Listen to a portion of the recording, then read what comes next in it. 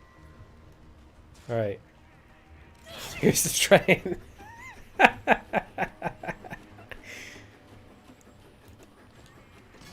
Look at this when you jump. Look at our arms. Look at our arms when you jump.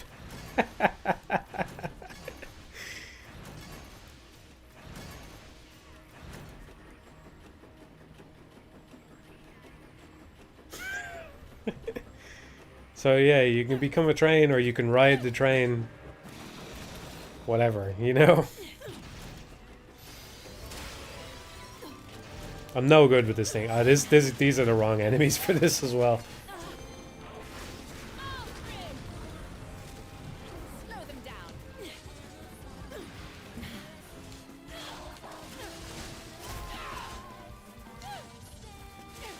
Yeah, I don't think I've looked at the lock-on. It's not actually a lock-on animation anymore. The R1 press, it doesn't actually lock you onto anything. At least if yeah, I'm pressing it right now and I'm pretty sure I could just soft lock to a new target if I wanted to. Which is strange because sometimes you have to do back motions to get certain attacks. So I'm not sure how that works yet. I haven't really played around with that. But it seems like if you want to do an uppercut or something, you probably have to lock on as well.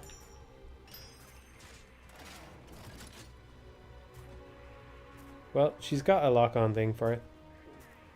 Not that interesting though. But look at that.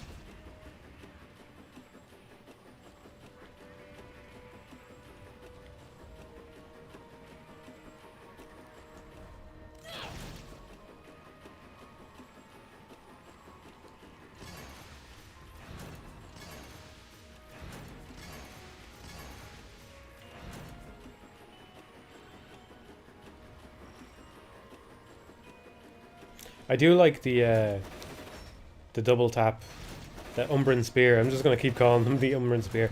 I like the Umbran Spear on this one. You bust out the chainsaws and it's cool.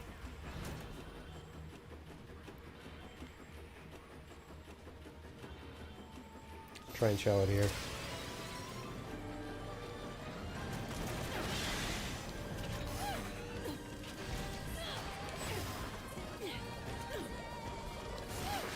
That was the soft lock there. I was trying to hit the big guy, but he hadn't spawned in yet, so the soft lock was pushing me to the other guy.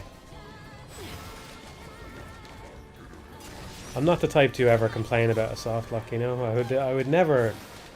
It's not something I would ever think about.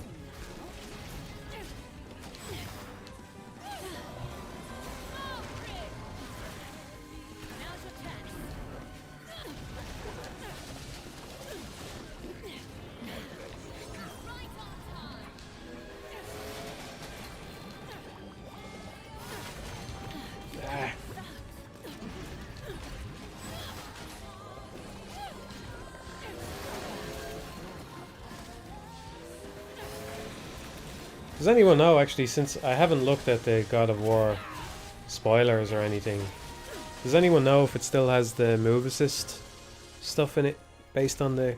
Like, surely there's people have seen some combat now. I would like if that was gone.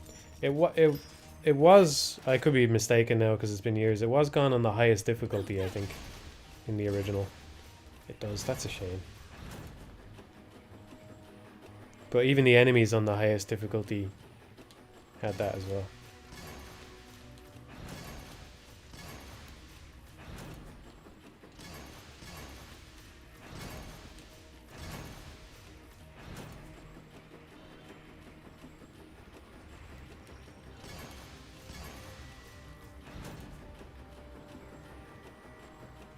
All aboard.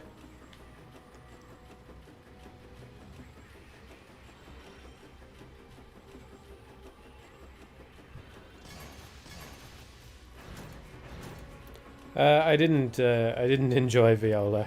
No, I mean I haven't played as her at all yet. I'm not gonna play as her. I didn't enjoy her gameplay. I didn't hate her character, but I didn't enjoy her either.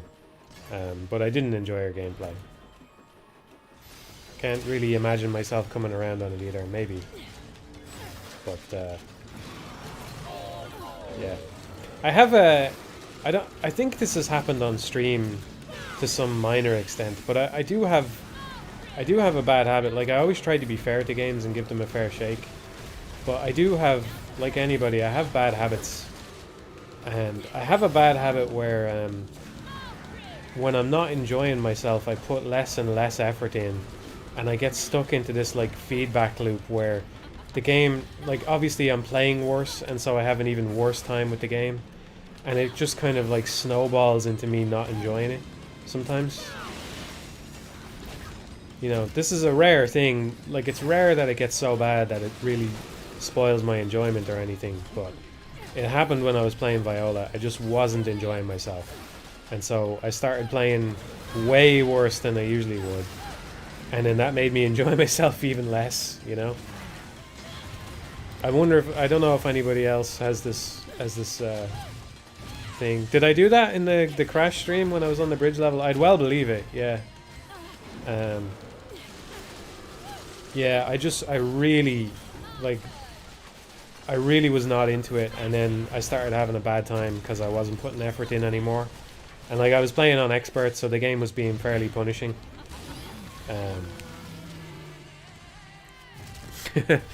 Fake name says, that's natural. Well, I do it, so it must be natural, yeah. I don't know if you could call it being tilted, because I don't get angry, I get tired or something. Like, I just go, you know, I switch off. It's like my head is somewhere else or something, you know? That happened to me with Viola gameplay, so I didn't have a good time. Just as I expected. No, it's different to that as well. Chris says, yeah, it's just running out of stamina. It's not, though, because as soon as I finish the Viola level and I'm playing as Bayonetta again, I'm like, yeah, fuck yeah. Fuck yeah, I'm back into it. I'm like, what can I do with this new weapon that I picked up, you know? I do get angry sometimes at games, yeah. But more, what happens nowadays, I would say, is I get less angry and I just switch off more, you know? If something in the game bugs me, I just kind of go, nah, and I switch off.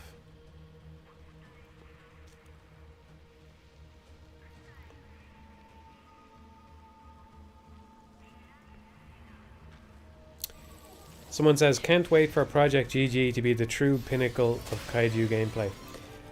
I am not convinced it's a kaiju game. Like, I'm open to the possibility that it is, but especially after playing Bayonetta 3, I'm not convinced. I think that the trailer may not have been telling us what the game was, or may have only been hinting at it in a roundabout way or something. I don't see how it like, part of the problem is the trailer does not include the statements that, like, Inaba has said about it over the years. Inaba seems very enthused about it, and that Nintendo guy that they got seemed to join Platinum because of Project GG. I don't think you play as the dog either. I think it has to be something more than that, because that's almost predictable.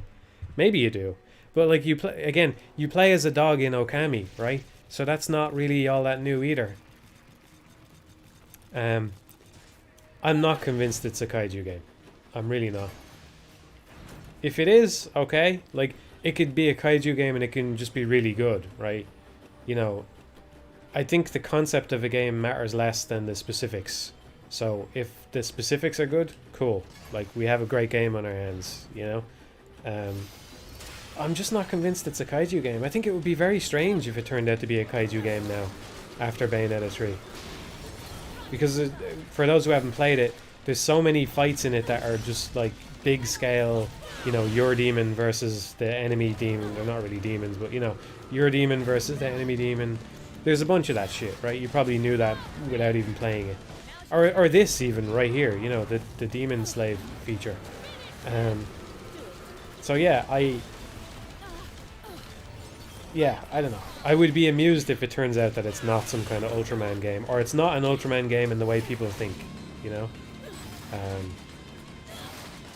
I think there's something more, and I think they've left a hint somehow in the initial trailer, but I don't know what it is exactly.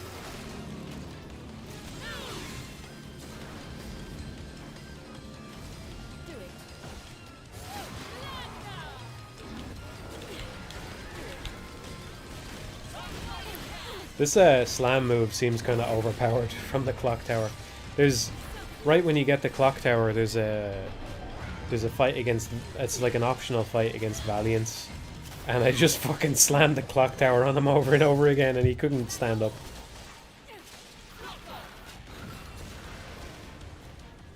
You are playing as the power glove thing on the guy's hand. You mean the thing that makes him big? Or seems to make him big or something?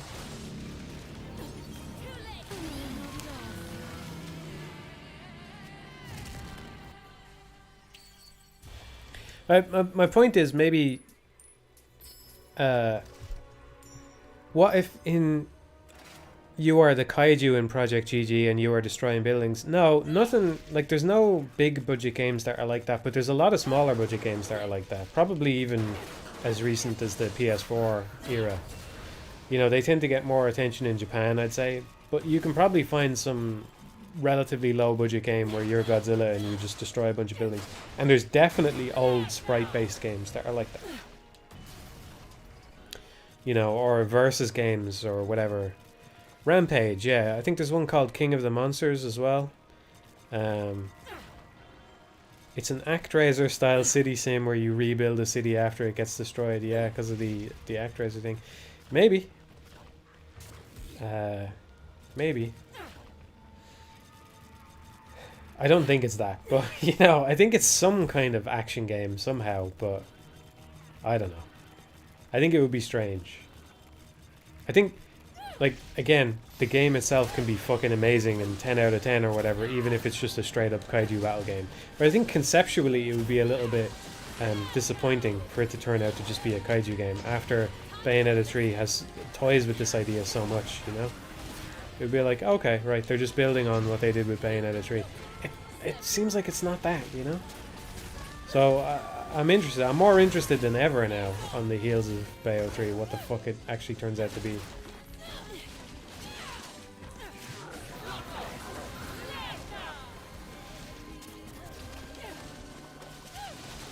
Yakking too much. I have not been doing well at all. I kind of want to play this mission again. See, that time requirement is harsh, man. That's a harsh... What do you have to get under? 35 seconds? 30 seconds with a big guy and a bunch of little guys? I don't know.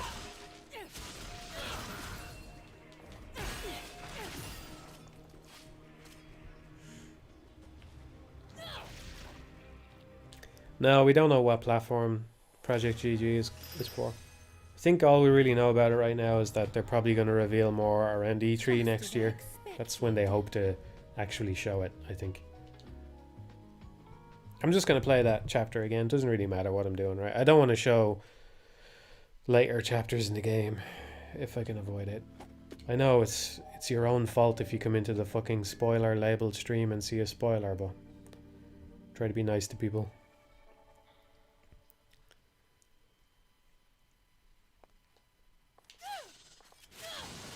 Going to be Kamiya's return to horror. You sneak around the destruction of the city while Ultraman fights kaiju. That sounds like it could be interesting. There's a problem with that though, where Kamiya fucking hates horror.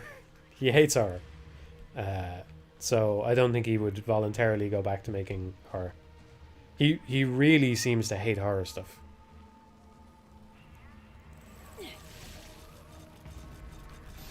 Yeah, I know. He's the director of Resident Evil 2. I know. He hates horror stuff. Like, I think he's actually scared by it or something. Like, the reaction that he has when people say, would you ever make another Resident Evil or another horror game or whatever, he, like, flips out. He's like, no, I don't like horror, blah, blah, blah, you know. That's kind of why Devil May Cry turned out the way it is, because he just doesn't like horror.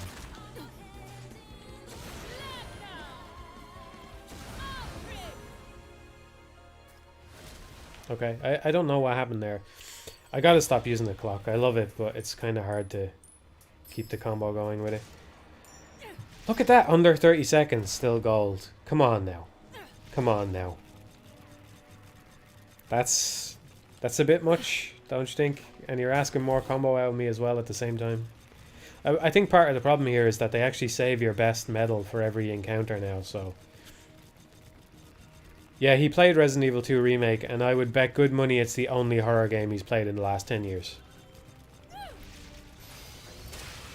I don't know the man, but as you know, I've done a lot of research for those 2 commentaries, and based on the stuff that I've seen, he just does not like horror at all.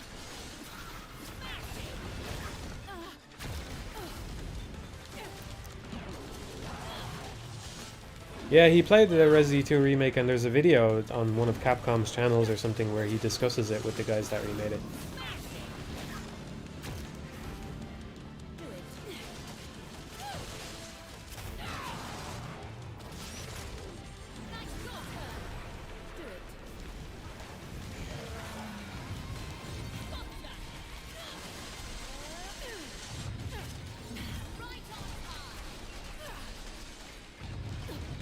I had an encounter with these guys earlier today where I used Cruel Altea or whatever it's called, and I just fucking demolished them. They basically couldn't hit me because I was just doing the hold attacks like around here outside their range, and they didn't move. I think maybe the arena was too small for them. Maybe they were programmed not to move. I don't know. Anyway, demolished them. Got a pure platinum. Yeah, they are. Look at all the people on them. I didn't even really notice when I was playing because you're worried about avoiding damage. But look at the back. Their back is made of people. It's cool. I like it.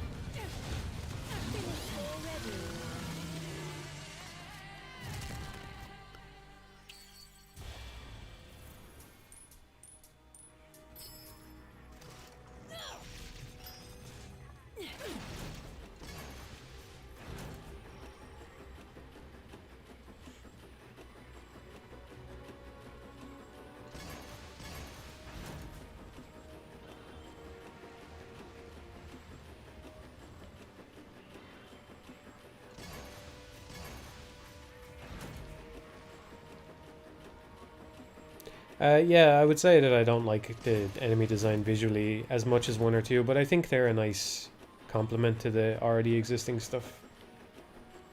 They have their own feel to them, and I think I can respect that given how much ground the angels and the demons already cover, you know? I have to say, I wish there was more demons in the game. Like, I'm not as big a fan of Bayonetta 2 as I am of Bayonetta 1, obviously. And I haven't put as much time into it. So maybe some of these enemies are worse than I remember. But I remember Sloth being like a fun, tricky enemy, you know? I don't want a whole game full of deceptive timings and animations and stuff. But it seemed like it was just fun to have an enemy that was tricky like that. So yeah, I don't know. Like, I haven't encountered Sloth yet, and I'm a little bit disappointed that he's not back. If he's not, I can understand why they wouldn't want to bring Resentment back. You know,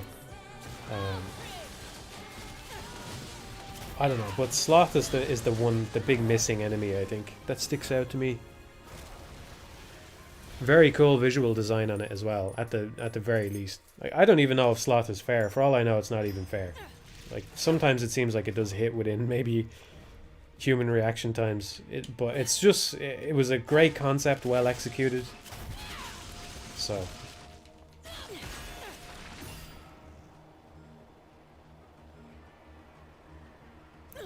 Yeah, it's probably my favorite Bayo 2 enemy, Sloth.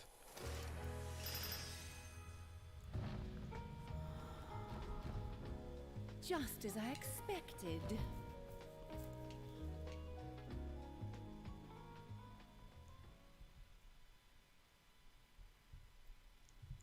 The set pieces are fun, yeah. I mean, this is the guy that lists the Wonderful 101 as his favorite game, so basically you basically can't put me off a game by including a lot of set pieces. But I don't know, I'm not gonna defend them too hard. I mean, like, you've seen me play a lot of games, right? And yeah, I don't know. I have a huge amount of respect for this game with all the crazy shit they're able to put into it, and I appreciate that, and I love that about it. But like, the structure of this game is not it's not what I prefer, you know? Like, if you asked me what would you like to have instead, you know, if there was no budgetary concerns and nothing else, like, I kind of just want the short and sweet version of this game, the arcadey version of this game, where you pick 2 or 3 weapons in the beginning and then you play for 2 hours and it's over. And then the next time you can pick 2 different weapons, you know, and you play for 2 hours and it's just combat encounters. But I don't mean, I'm not saying you just walk from room to room. Like, I'm fine with some stuff in between, and I definitely like when arenas have hazards and there's enemy variety and like encounter variety, as I harped on about in the Beautiful Joe video. I think that's something the Wonderful 101 does really well, and that's one reason why I love it so much. But yeah, I mean, like, the spectacle and the set pieces aren't why I'm here, you know? But they are, like, they are fun in their own way. But they're the kind of fun that I'll skip going forward, you know? But it is kind of fun. Like, some of the boss fights in this are just fucking, they're just crazy. Little genre shifts and things, like, but they're fun. They're fun to me anyway. They're fun to me, but they're not as fun as the core gameplay, so they're not the part of the game that I want to replay over and over, you know?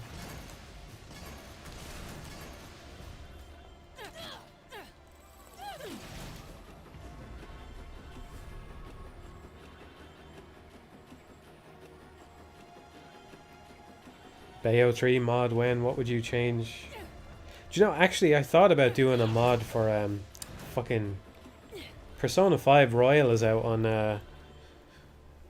PC now, isn't it? I thought about doing a mod for that. Like, such a simple mod, right? But it's been on my mind because I played it, and I don't like Takeover as much as I'm not going to spoil Persona 5, but you might see spoilers in the chat now. Be aware of that. I don't know. Wrench, if you've asked for no spoilers, you should probably look away from the chat right now. Okay, I'm just going to tell you. Tiny little thing. I don't like Takeover as much as Last Surprise, and I also think that they're backwards. Like, the way they sound is just backwards. Last Surprise should play when you hit somebody off their guard, and Takeover should play when you're the one that gets got. You know? So that's all I would do, is I would just flip them, right? Because they're both in the game, but I would just flip them around so that Last Surprise is the default track and Takeover is the track for when you miss an ambush or whatever.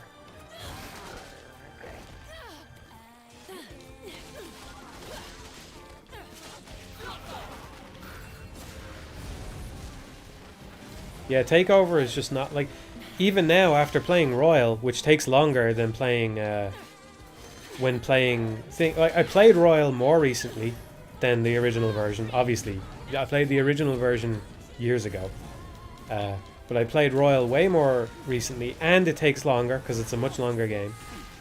Despite that, if I think, what's the Persona 5 battle theme, immediately it goes doodly-doo, doodly-doo, doo-doo, doodly-doo, doodly-doo, doo. You know, that's just how it is, right? It's just, it was better. It's okay. It's okay that Takeover is not as good. It's okay. Put it in as the other track, and it's fine. Like, Takeover is good even. It's a good track, you know? And it matches the feel pretty well. But it's just, it's not as good. And I think it's less fitting. Can you get a rendition of the... You want me to do my thing again? The SMT5. Ayo, ayo, ayo, ayo. Ayo, ayo, ayo, ayo.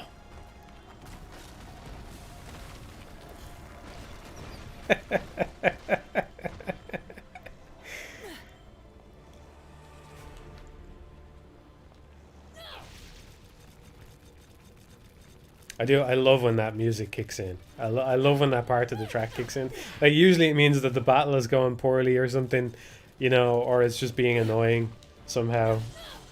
But it's great. It's a nice little consolation prize for having a regular battle go on that long, that you get to hear that part of the track, you know?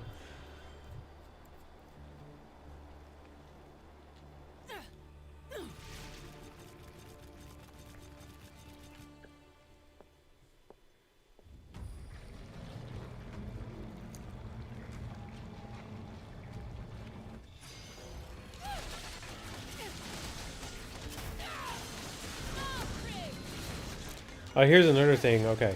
Again, I want to be clear. This game is very creative, and I love that about it, and I'm really glad that it exists for that reason alone. That, you know, they go, what if Bayonetta was a fucking train? And everybody laughs, and then a guy models it, and suddenly it's in the game. And they're like, yeah, Bayonetta's a train now. Okay, I love it. But there's a bunch of, or there's at least a few attacks like this, where when that guy does his lasers, not this one's fine, or mostly fine. Yeah, this one's fine, I would say. When this guy does his lasers out of his hand that kind of hit in lots of different directions, it doesn't suit the way Bayonetta's dodge and stuff works, because what happens is you don't know if any of the bullets are about to hit you. You just kind of assume that they're about to hit you, and then you dodge. But if you were wrong, if the bullet wasn't going to hit you and you don't get witch time, you're fucked. Now you're just in the path of another bullet. It's like, by putting the bullets so close together and having them not explicitly target Bayonetta, you make it ambiguous about whether or not a dodge is going to work. Or at least that's how it feels to me. Maybe there's people who can, you know, maybe bullet hell players are like, what are you talking about? Of course I can, you know, I'm a bullet eater, man, right? I go through Ikaruga and I just eat bullets for breakfast. So I know exactly where all the bullets are going at all times. But to me it feels like a crapshoot, where it's just like sometimes the bullet's just not in the right place and witch time doesn't activate, and now you're going to get hit, you know?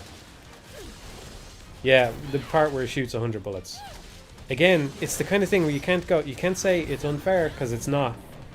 It's just not the kind of fairness I would associate with Bayonetta. Not the kind of strict fairness that I would associate with Bayonetta. Bayonetta's strict. She's a very strict mistress. She demands a strict level of fairness.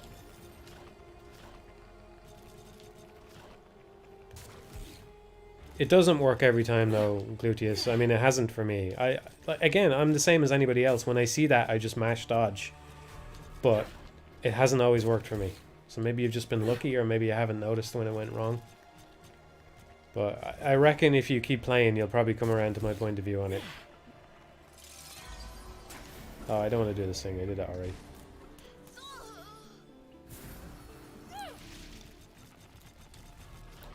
Yeah, that's a good point. Foxy BB says, it seems like positioning is really important against the big body fights, so they want you to run away from the bullets while your demon lands some hits. That's a good point. You know, you could say that I'm getting tunnel vision. Like, you don't need to dodge it. You can run away from it and let the demon do something. That's a good point. You know, that's probably the best strategy to make it consistent.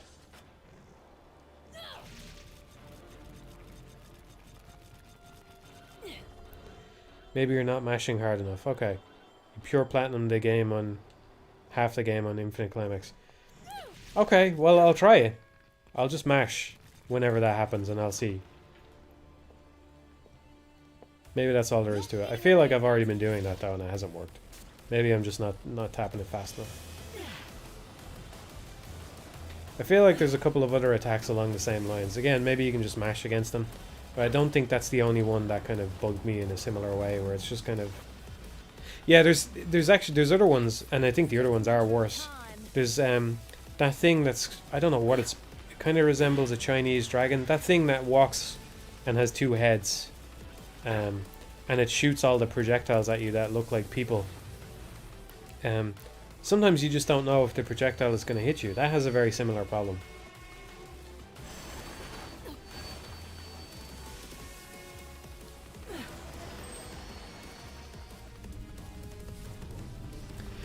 How do you feel about pressure-sensitive buttons like the PS2 had? I think they got rid of them because they didn't age well. When I play a PS2 game now, the controller feels like it's just not... It feels like it's just... The buttons are just too temperamental or something. I feel like I have to press very hard to get the hard reaction out of it nowadays. So I think that's why they got rid of them.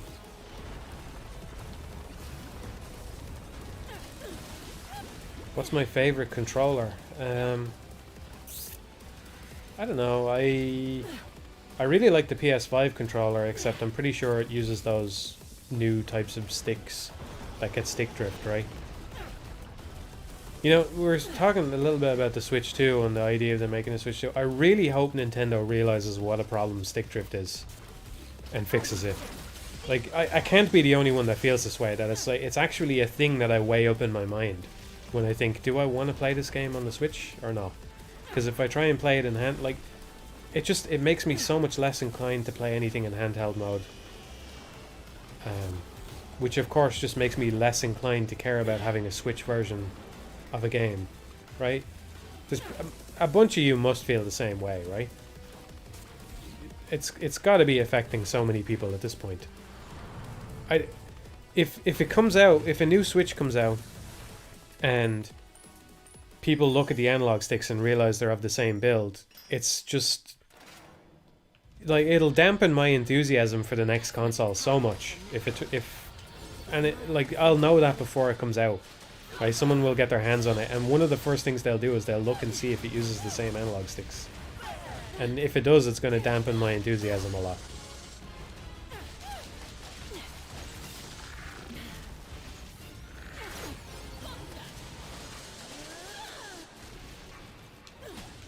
I think it's pretty sad that like you can use a PS2 controller and it still works perfectly fine, but these new controllers just aren't holding up even after a year or two of use. You know, it's not right. They really need to fix that. Like, and I'm not saying it because like, oh, they need to fix that for my sake. I'm saying like Nintendo needs to realize it's actually a problem that will affect their bottom line if they don't fix it. You know, people will put up with it on a console they already have, but it's a turn-off when you know about it, when you've actually been affected by it. It's going to be a turn-off for the next console, so I really fucking hope that's a sign that they'll fix it.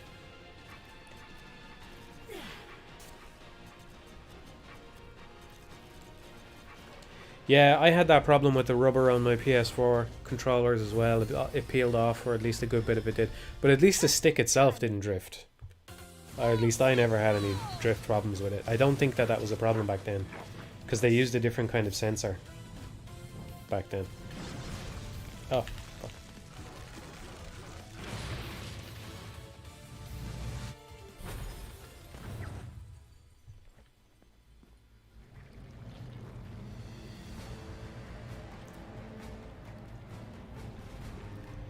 I'm not going to rate each Bayo by cuteness, but my favorite of the four is the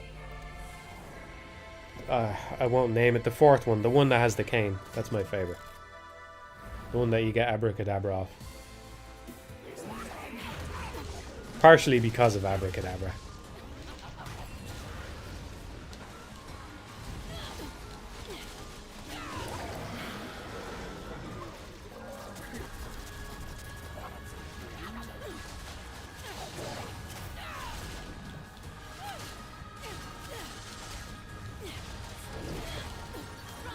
Get a masquerade attack off on this guy.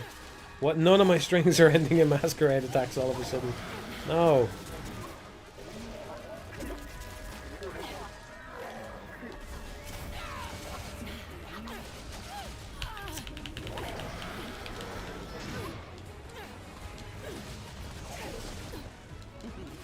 It's not hitting consistent 60 FPS.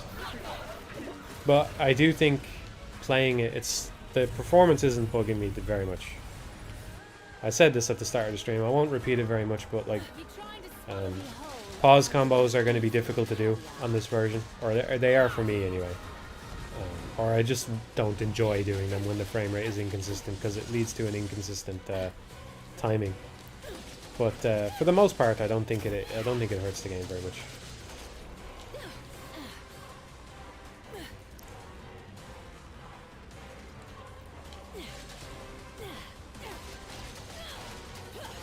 I don't know. I did feel the same way about the Wonderful 101, but I would not want to go back to the Wii U version. because of the performance. Although the funny thing is, the improved performance actually makes the games harder as well. You should know that, because these are frame rate dependent, or at least Platinum stuff usually is. I mean, this probably is. You can kind of feel it slowing down a bit as you play. So when the performance improves, the game will actually get harder, because everything will be a little bit faster. I'm just going to mash until I get... Okay, there we go. Okay, that counts as a masquerade attack. So now if I shoot him, I should get improvisation. Yeah. Way too late in the boss fight. Yeah, okay, whatever.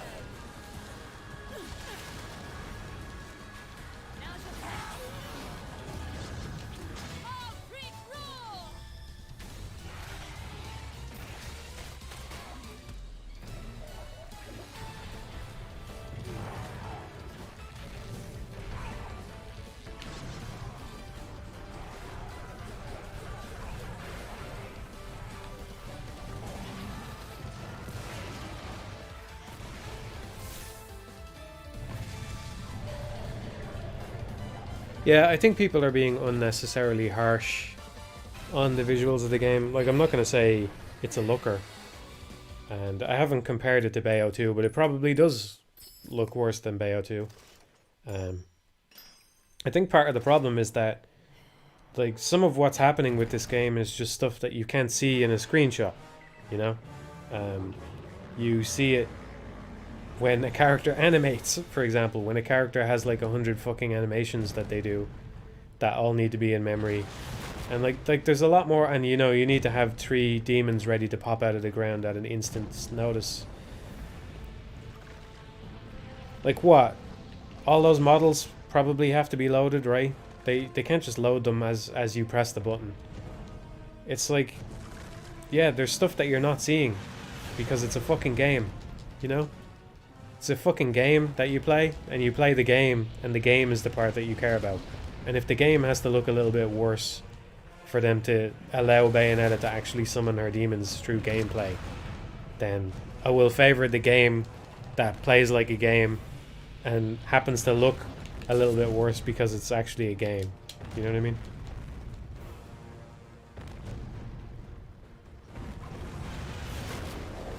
Why is the game grey? It's not all grey. This is just the first area.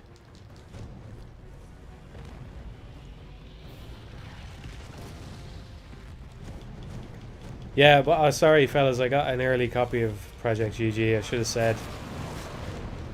I'm sorry for spoiling it on you.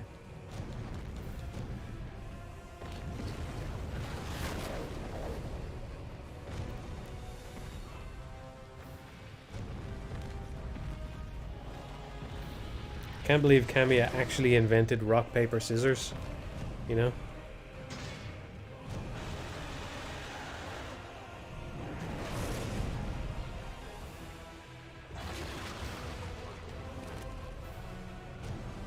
Wrench, if you haven't played the game and you want to, you can turn the stream off, dude.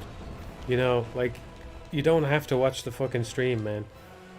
And no, I'm not going to even get close to finishing the game on stream. Don't worry about it. I actually don't want to stream very long. I'm tired. I wanted to keep the Halloween tradition alive. Trust me, this isn't going to be a long one. But, yeah, if you're worried about spoilers, you can just turn it off.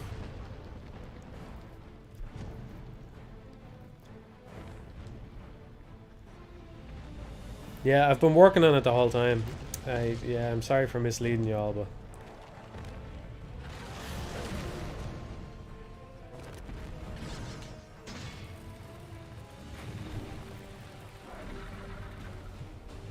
Oh, you can't play in the near future. Yeah, but it doesn't mean you have to watch the stream. I'm not being disrespectful, I'm just saying... Yeah. Oh, unfortunately, if you can't play it in the near future, you're probably going to get spoiled at some point anyway, you know what I mean?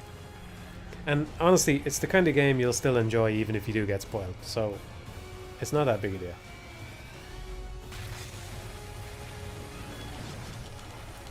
You know, the majority of the time I'm going to spend with this game is after I've already seen all the story and unlocked all the weapons and all that, you know?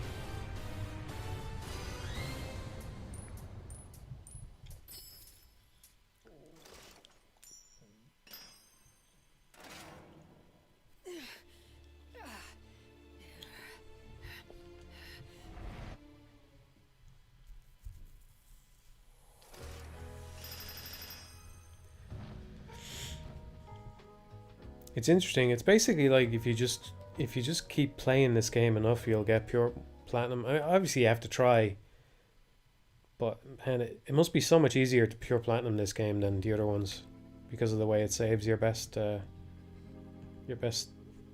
score. Okay. What do I want to do? I want like a pretty straightforward combat mission. What one is this again?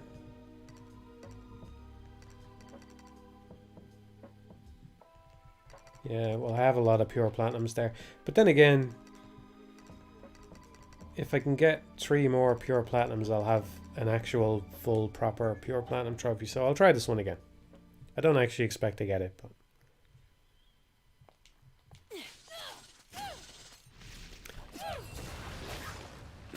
yeah, I didn't use that retry thing, but then again, I haven't pure platinumed Bayonetta either, so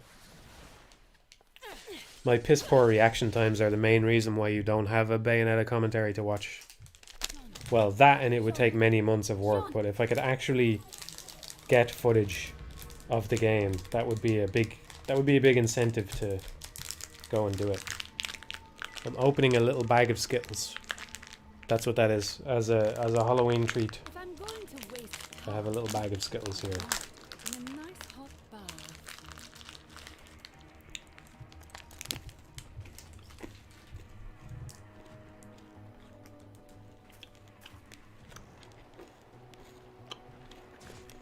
I'm going to put a different weapon on.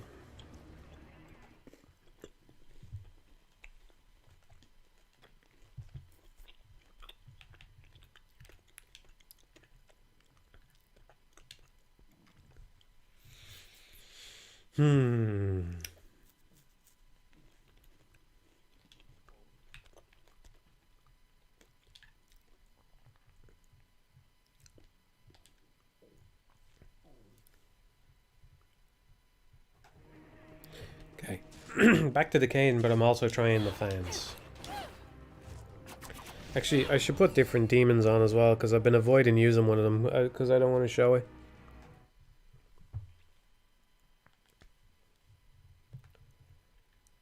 I should have unequipped this guy before I started, but I didn't notice. Changed out the clock tower as well. Oh yeah, put Gamora on.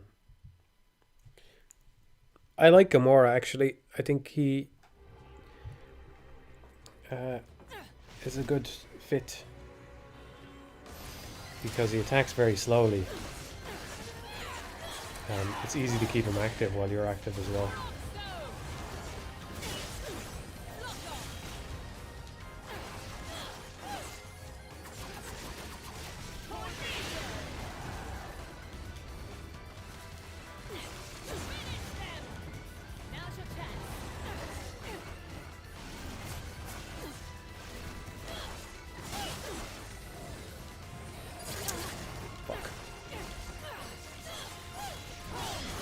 I have a pure platinum on this one already anyway.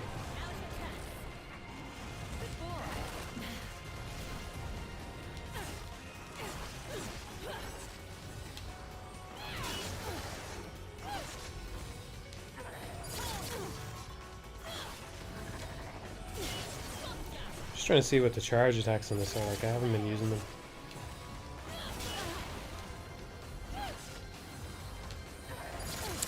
Fuck off. Just let me hit you and see what damage it does. You're not gonna win. Okay. Oh, you can't offset them. Maybe you can when they're fully charged. I don't know. Let's see. Okay. Yeah. Okay. Come on. Okay. No, you lose the charge. That's a shame. You keep your charge with Sharaba. I don't know what other weapons it applies to. Probably other weapons that you can keep your charge on as well. If you do dodge offset with them.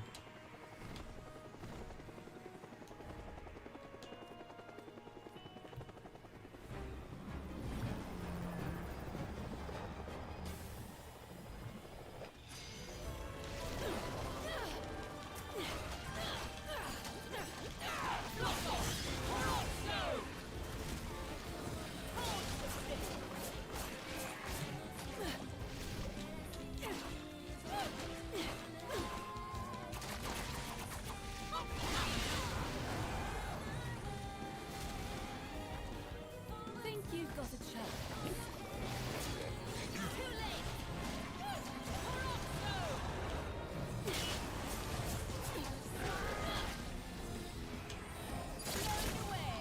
I hope that's more points than usual because he's enraged, right? It is. It must be, surely. But not as many points as Witch Time, it looks like. Oh, that was bad. If I just do a regular punch on him, it's worth 9 even with the improvisation bonus. Okay, it's worth 8 by itself, 9 with the improvisation, and something like 11 if he's in. I can test it again.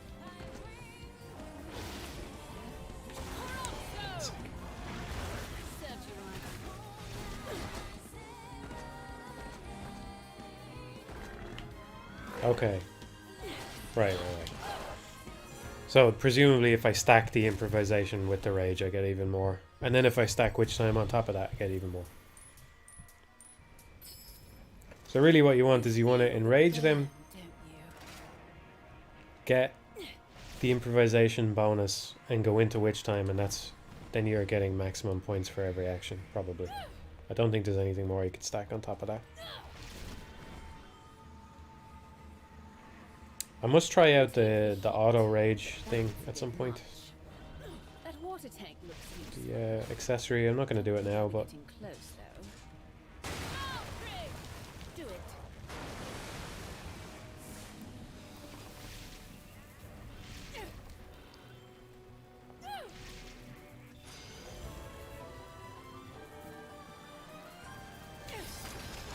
that's probably my time requirement gone already. Just the fact that I wasn't immediately hitting the enemies, I didn't know where they were going to spawn in.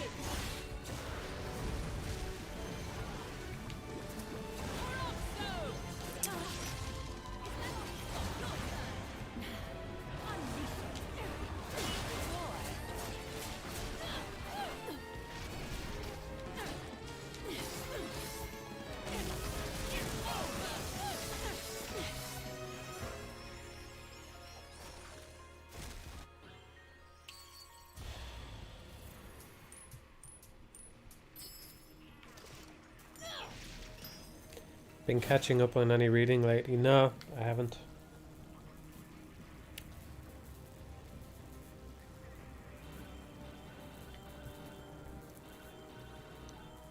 I was working on the video, then I went back to working on the game.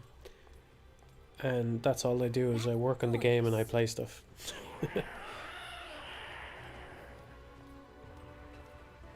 Those are my two activities.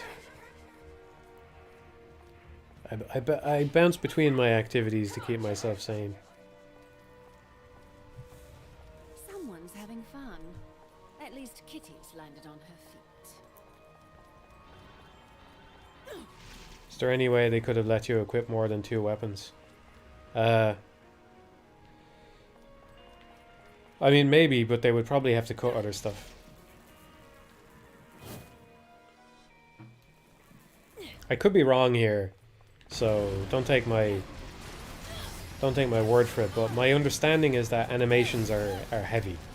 They are heavy things. You know, it's a lot of points.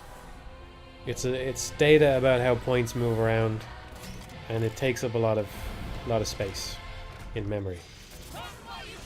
So, you know, you have to have 2 weapons and 3 demons available at any time. The demons are obviously a lot more limited than Bayonetta, but it's something. It's something that wasn't in the other Bayonetta games.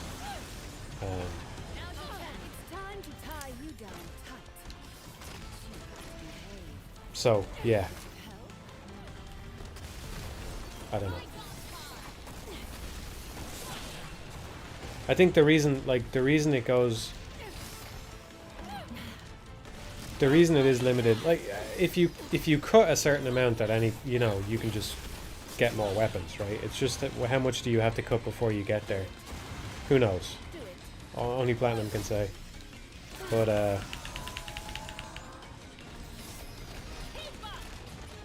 I think that's one reason why, like, you can have... Obviously, it's not impossible to have more than 2 weapons. You can have something like Devil May Cry 3 where you have several weapons at the same time and stuff. But I think part of the reason it's difficult for Bayonetta is what I was talking about earlier, is that there's so many different attack strings with slight variations on animations and stuff, you know, for every weapon. And that goes double for this game, because it's not like Bayonetta 1 where they kind of reuse the same thing, the same sweeps and the same kind of, like Bayonetta's limbs do more or less the same thing for a lot of the weapons. It's not like that. So I think that's part of the reason why. It's just that there's so many different attack strings. Not quite a convertible, but I could get used to this.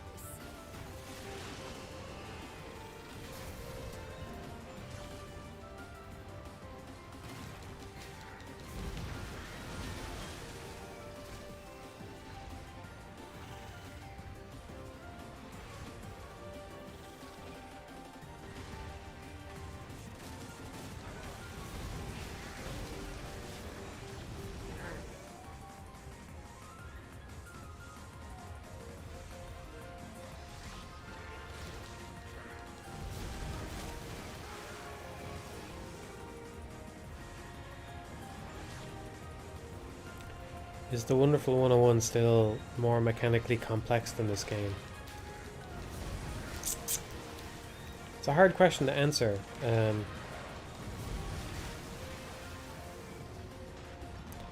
I think... Well, first of all, you know, let me just say that I don't think mechanical complexity is the be-all and end-all of a game, right? You know, like I've talked with a lot of reverence for Ghosts and Goblins Resurrection. You run, you jump, you throw daggers. It's not a very complicated thing for the player character. Or, you know, if you're going to judge its complexity kind of comes from somewhere else in terms of how you weave through enemies and stuff. So maybe you can say that it's a complex game in that way. And, you know, maybe that's how you say that it actually does have a similar level of complexity to a seemingly more complex game like the Wonderful 101. It's just a different kind of complexity. Maybe that's true. I don't know. I would say that there is a level of... I think there's a decent argument to be made that this game is as complex as the Wonderful 101 in terms of what you can do, because you have the demon and you have yourself, right? It might even be more complex, right? There's more stuff that you can do. You can order the demon to do multiple things, whereas if you summon a... Like this basically like kind of traces back to the Wonderful 101, the same with Astral Chain, you know? Because the Wonderful 101 is kind of a summoner game, right? Astral Chain is also a summoner game. But the difference with the Wonderful 101 is when you summon something, it only has a single attack string, and it always does the same attack string. And actually, you can see that as a... like, that there's something good about that, because it leads to a level of consistency, you know? But I think the thing that the Wonderful 101 still has over this game, even though you can't do as much with the... you know, you arguably can't do as much with the summons, and the player characters are, you know, the attack strings are more simple. The thing it has over it is probably the consistency with which you can do everything, you know? And I think a large part of that is just the camera orientation. Can you technically do a lot more in this game? Yeah. Am I interested in really getting into this game on that level? Not really, honestly. Because... like, I'm interested in getting better at this game than I am. Much better, right? But I'm not interested in learning all the nuances of, okay, if I do, you know, this particular wink, the enemy goes up into the air, and I can... because part of the problem is the camera just makes that needlessly difficult to understand and, you know, do consistently and stuff. At least that's what it feels like to me. So, yeah, I think actually there's a good argument to be made that it's a more complicated game than the Wonderful 101. You know, you can probably do a lot more with it in terms of juggling enemies and setting up cool combos and having fun. Like, it feels like there's probably tons you can do with that. Like, I would not be surprised if there's people play this game for years and they pull new combos out of the hat, pun intended, for years and years and years, like people going, oh wow, I didn't know that, like if I do, you know, if I switch to this weapon and I do that, then I have just enough time to roll into this guy with a bomb, and it sends him up at this trajectory that, you know, a Gomorrah can hit him into the ground and like bounce up, and then I get, you know, like there's probably all kinds of stuff you can do there. But I think the Wonderful 101 does a better job of enabling you to play with that kind of stuff more easily and more consistently. If that makes sense.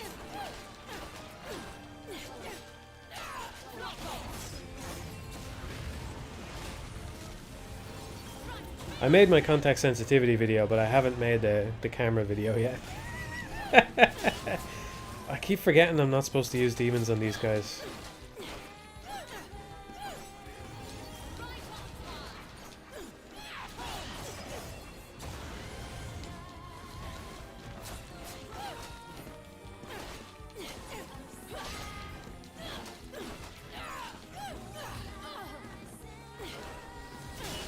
Yeah, actually, I meant to say this, that this is buried into the stream now, which some people won't watch because of spoilers. I don't care. I'm just gonna kill all these guys with Gamora or whatever. You get torture attacks off on them, so that kind of negates the problem of them splitting apart. But anyway, yeah, I meant to talk about this after the context sensitivity video. I have other ideas, as you might imagine. I'm not making a video right now. And I mean, I'm really not making one. I'm not keeping one secret or anything. I'm just actually not making a video right now. And, well, I do have other ideas, and I have other, like, half-finished scripts. But you might be surprised to learn that there is actually none about the camera. There is none about cameras. Not yet, anyway. There could be someday, but none of the stuff that I've written is actually... There's, like, some tangentially related camera stuff in there, here and there, but... There's actually not a camera video that I'm not even sure how I would approach that exactly.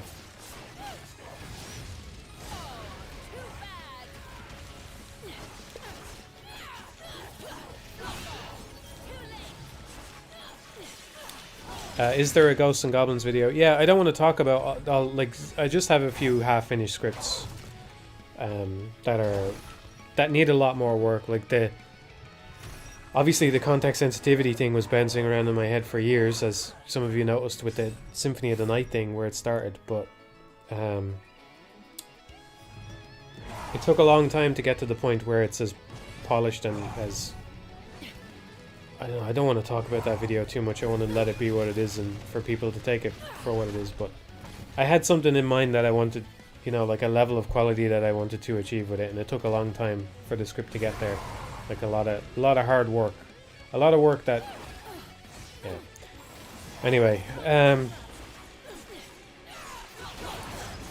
so there's a bunch of stuff that's like, oh yeah, this could be one of those videos, but like it needs a lot more to bring it up to the level of quality of the context sensitivity thing. And yeah, I don't want to talk about what they are because I don't know which ones will survive or which ones might ever see the light of day, but.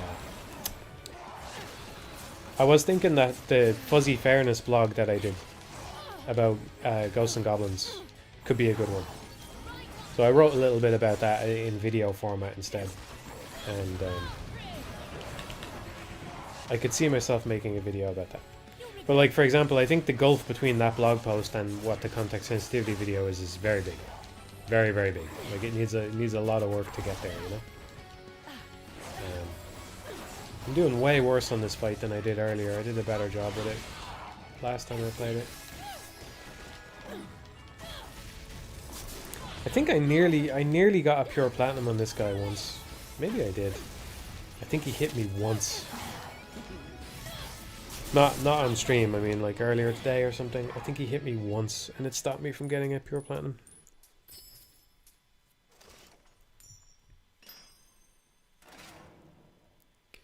Yeah. Someone says it didn't seem like any other video was worth following up the last micro video. It was fun to,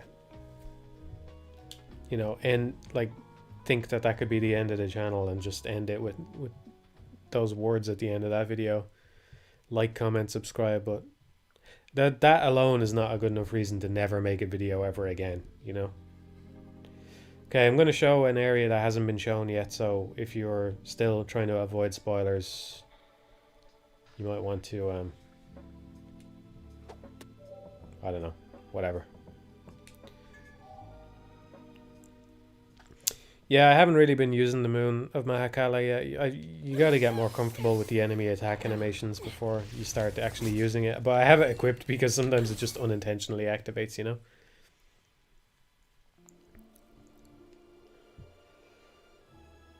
I will say I've been consistently thinking more about context sensitivity since watching your vid. Well, that's the effect that I hope to achieve, basically. Just get it in people's minds and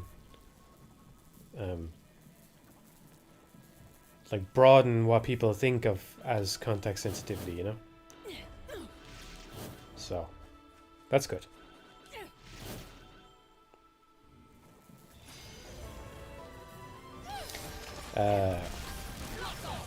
Yeah, so the fuzzy, I think the fuzzy fairness concept is something that would be good for that. It would be a shorter video than context sensitivity. I actually think almost all of these videos would be shorter than the context sensitivity video one. But yeah, I don't know.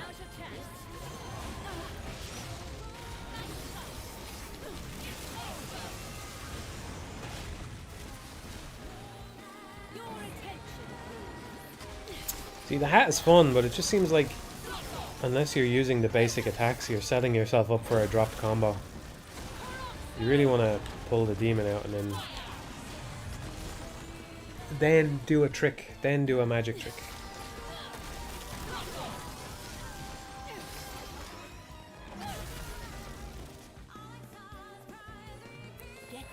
What are your thoughts on the Cyberpunk anime creating a soft relaunch for the series? I haven't seen the anime, so I don't know. I don't know what I'd say about that. I haven't seen the anime and I haven't played the game.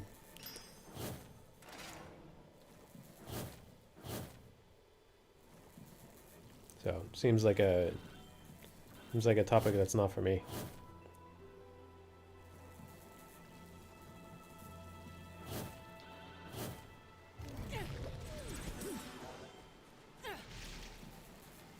Now where has Kitty gone off to? Nursing a skinned knee, perhaps.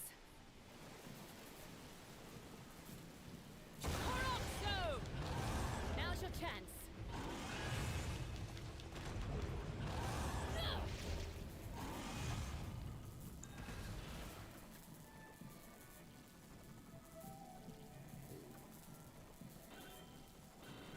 Any upcoming games you're interested in? Tears of the Kingdom. Apart from that, I don't know. What should I be interested in?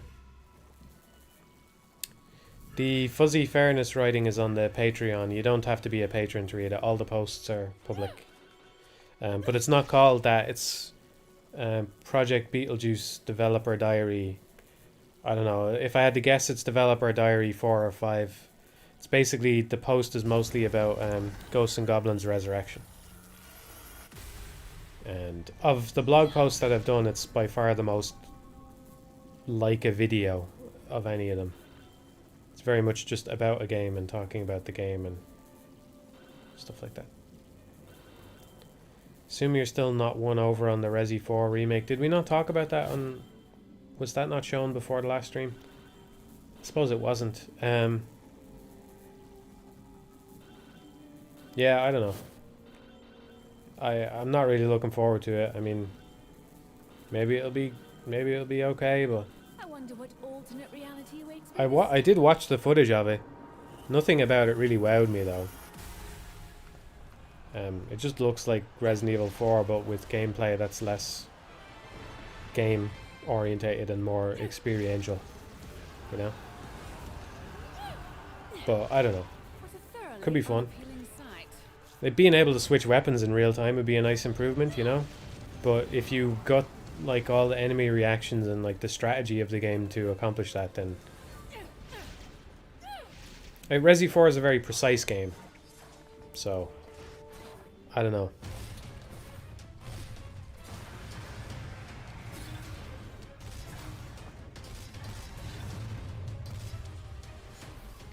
Give me a minute here, I'm gonna step away for a moment.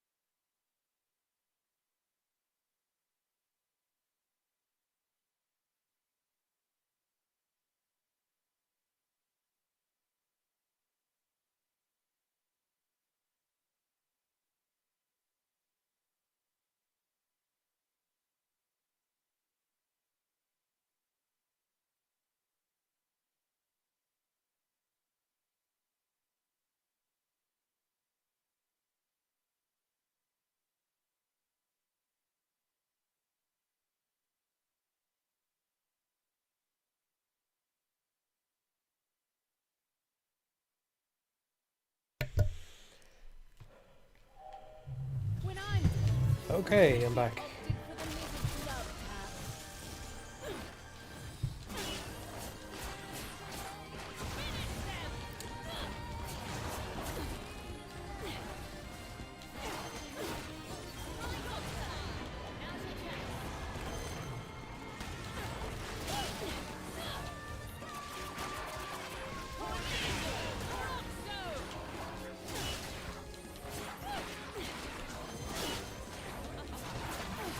Whoa.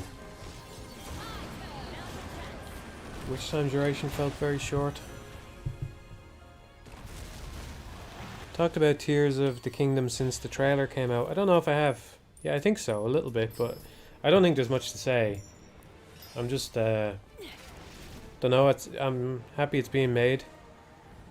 And, I hope that they stick to the kind of intrinsic enjoyment that they seem to, you know, the approach that they had for Breath of the Wild. I don't expect it will be as, I don't know, I just hope it doesn't give up all the good stuff about Breath of the Wild in an effort to, you know, please people about what they missed from the prior Zelda games, you know?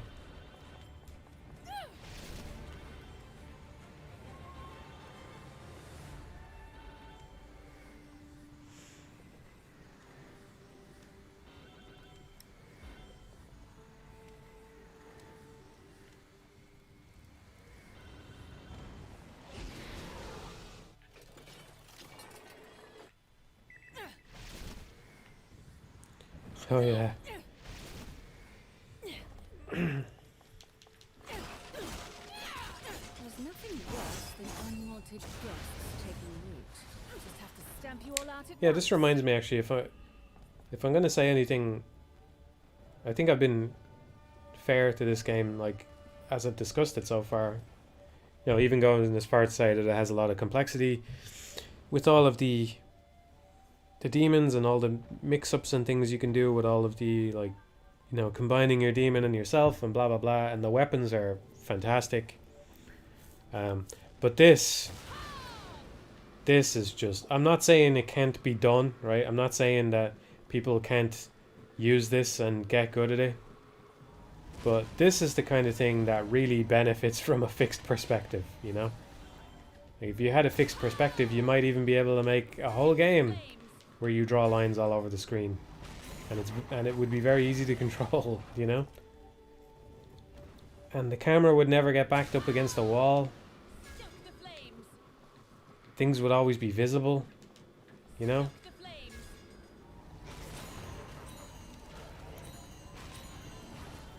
Dostya says the train is super fun if you can learn it. No, I think, look, like, obviously people will enjoy the train, and some people will get really good at it, and, you know, whatever, right? And maybe the controls will click more in my head over time. But I think the way that this works is, it's like a really good example of the thing I talk about in the context sensitivity video about you have to account for the camera's movement. At least it feels like you do. I don't know. Like, let me experiment with this and let's see what I'm talking about here. Right. It's going straight. If I just hold left, what happens? Okay. It goes left. Now look at that. Look at the curvature on that. What's happening there?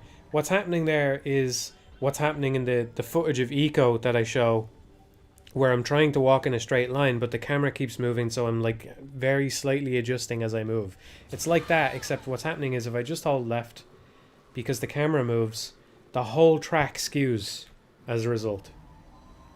So for every moment that you have this thing up and you're trying to lay down the track, you're also accounting for the way that the camera is turning around in a, you know, on whatever little axis it's on.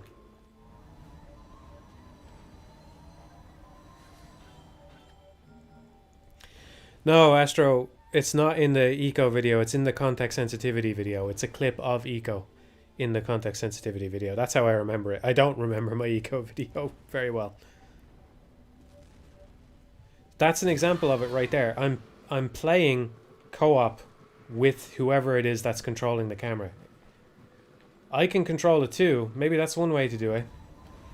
But how often do I have to touch the stick to get the game to stop turning? No, look. Right, I have to, like, if I control the camera myself the whole time, maybe. But then what I'm doing is I'm like balancing the two analog sticks around each other, which is not great either. It's certainly not as good as just having a fixed perspective. Now, I don't think Bayonetta 3 could have done this, because it would put too many restrictions on the level designers. But imagine if anytime you press this button, instead of doing this kind of halfway pullback, it just went straight up top down.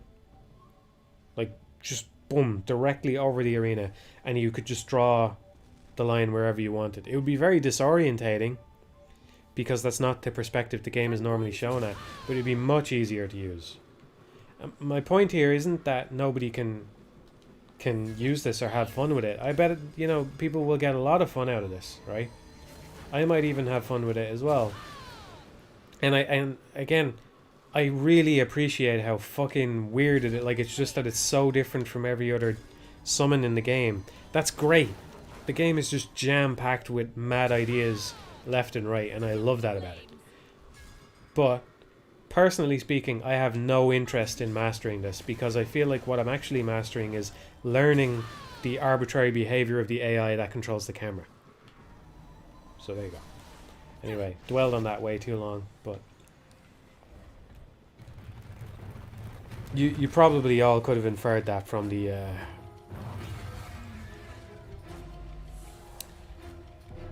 you all could have inferred that from the context sensitivity video, but whatever, it's good to point out an example every once in a while, I suppose.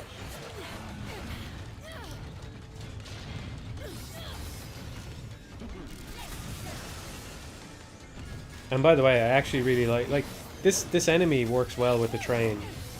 I think there's a reason they placed this here, because you basically can't miss him, you know. And I actually really like the train as a wink, using the wink slave on it, because of course you don't have to control it properly then, you know.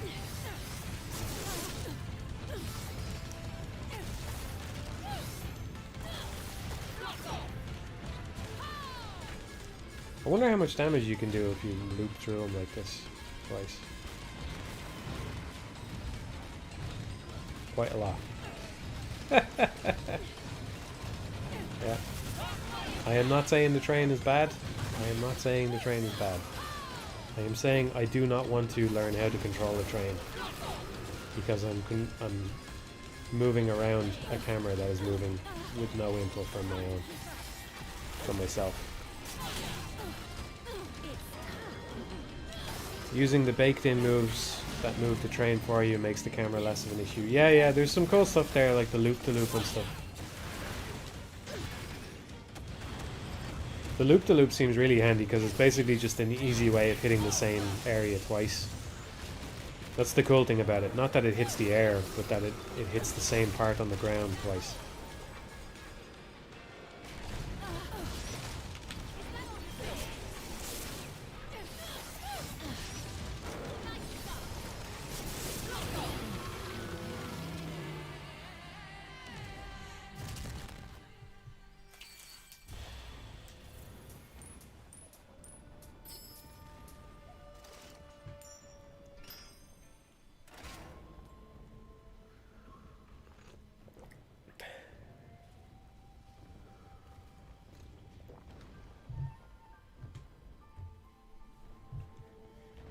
Yeah, I've seen some films.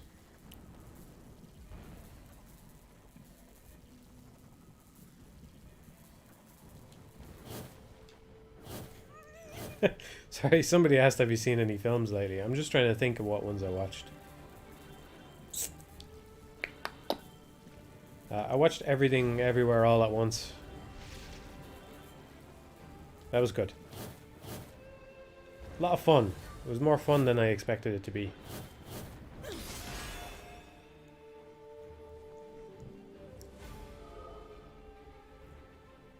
I'm just drinking tea. Not on the drink tonight. No, I haven't checked out Shin Ultraman. I will at some point, yeah. But I'm not into those kinds of things, but I did really enjoy Shin Godzilla. So if it's anywhere on that level of quality, I'm sure I'll be happy. I really liked Shin Godzilla. No, I haven't watched any scary films for Halloween or anything. I feel like just playing Bayonetta 3 was my Halloween fix.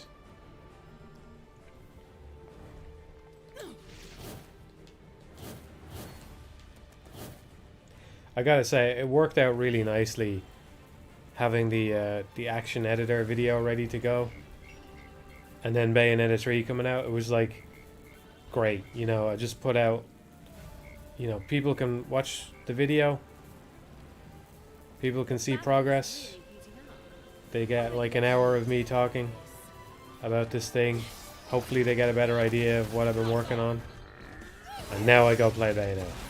You know, it's like nobody's going, where is he, you know, like I'm not going, what the hell do I, you know, what can I give people?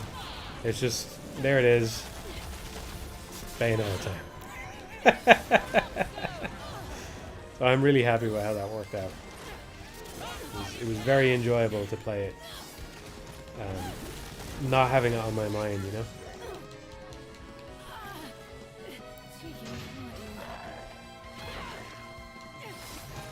Yeah, I haven't actually played Ghosts and Goblins in a while. I was thinking of streaming that instead of Bayo, but, you know, I just thought,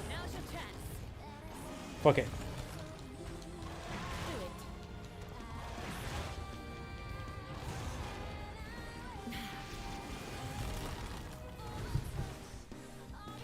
Nah, I haven't used Bal's Rain really at all. Outside of those moments where it's like good for progress. There is like a, I forget what they're called in this, Niflheim I think, There's a Niflheim where you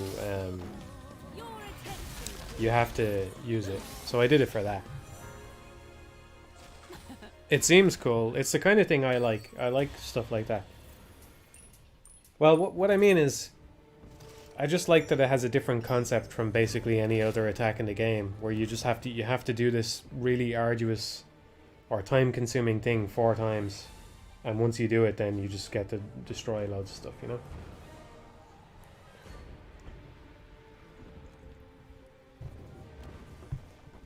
I haven't played Scorn. I don't really know much about it other than everybody seemed to be disappointed by it. Which is unfortunate.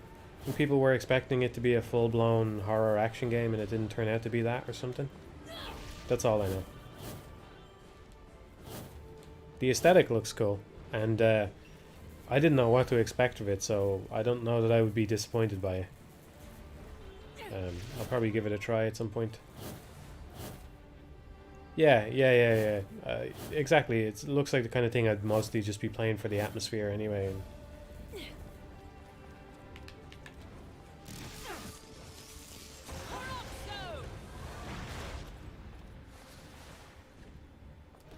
I like her dances when she's doing the demon summoning. It feels like it's not the same dancer that they had in the past, but these kinds of dances are more appealing to me than the typical Bayonetta dances.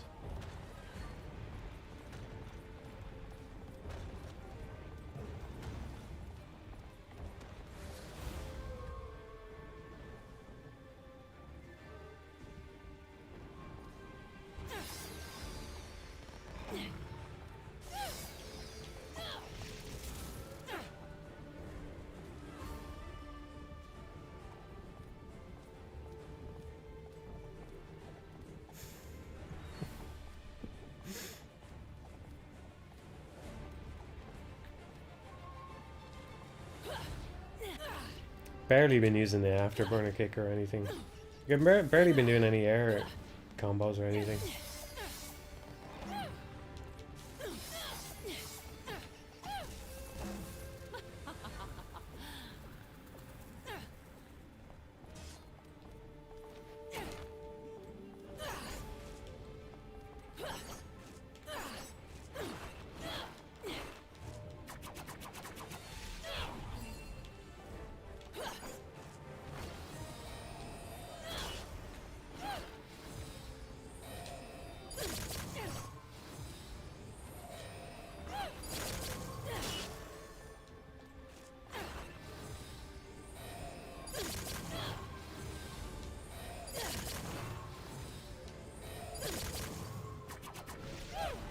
Whoa, what the fuck? That looked like it was just repeating. What's the story there? Is it just the same hit 3 times? That didn't look right to me. If I do this, it looks like the same. Every time you charge it, it's the same move. But then it doesn't. Oh, interesting.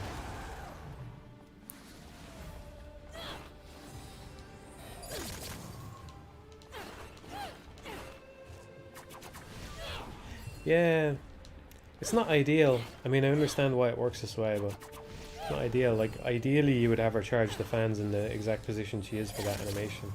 I understand why it is the way it is, but she always goes back to this kind of thing, where it leaves you a little bit unsure about... Actually, that reminds me, like another change, they definitely got this right in Bayonetta 1, and I figure they probably got it right in Bayonetta 2. But her grunts are randomized. I have the sound off for myself, but you should be able to hear her. Her grunts on attack strings are randomized, which is not ideal. When you're playing Bayonetta 1, the grunts help you take your eyes off her and still know where you are in your attack string. Like, for example, if you press the button a little bit late and you end up accidentally going into a pause combo that you didn't mean to go into, or you're just like, you've forgotten exactly how deep you are into the attack string. You know, am I 1 punch in or 2 punches in? Once you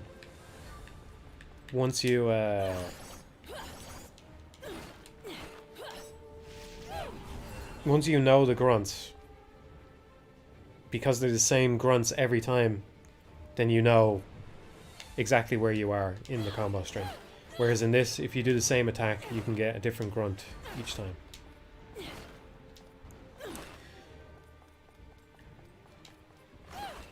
I stream without sound because my TV doesn't have a headphone jack. And yes, I'm sorry, Wrench. I know I have a little doodad that allows me to put fucking headphones in, but I have to plug it in, and it's just annoying. So I don't stream with sound. If I'm going to waste time, I'd rather do it in a nice Because otherwise you'd hear it through the microphone. You'd be getting feedback through the microphone. You'd hear everything in the game twice. But yeah, that's not good. I don't like that either.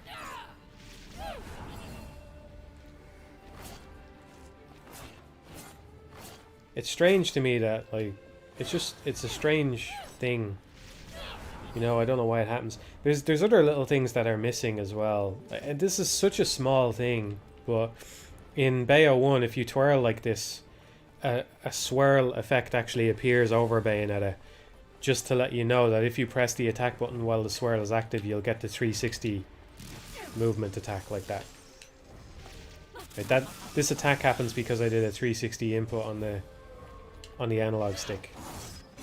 Maybe that one wasn't it. I don't know.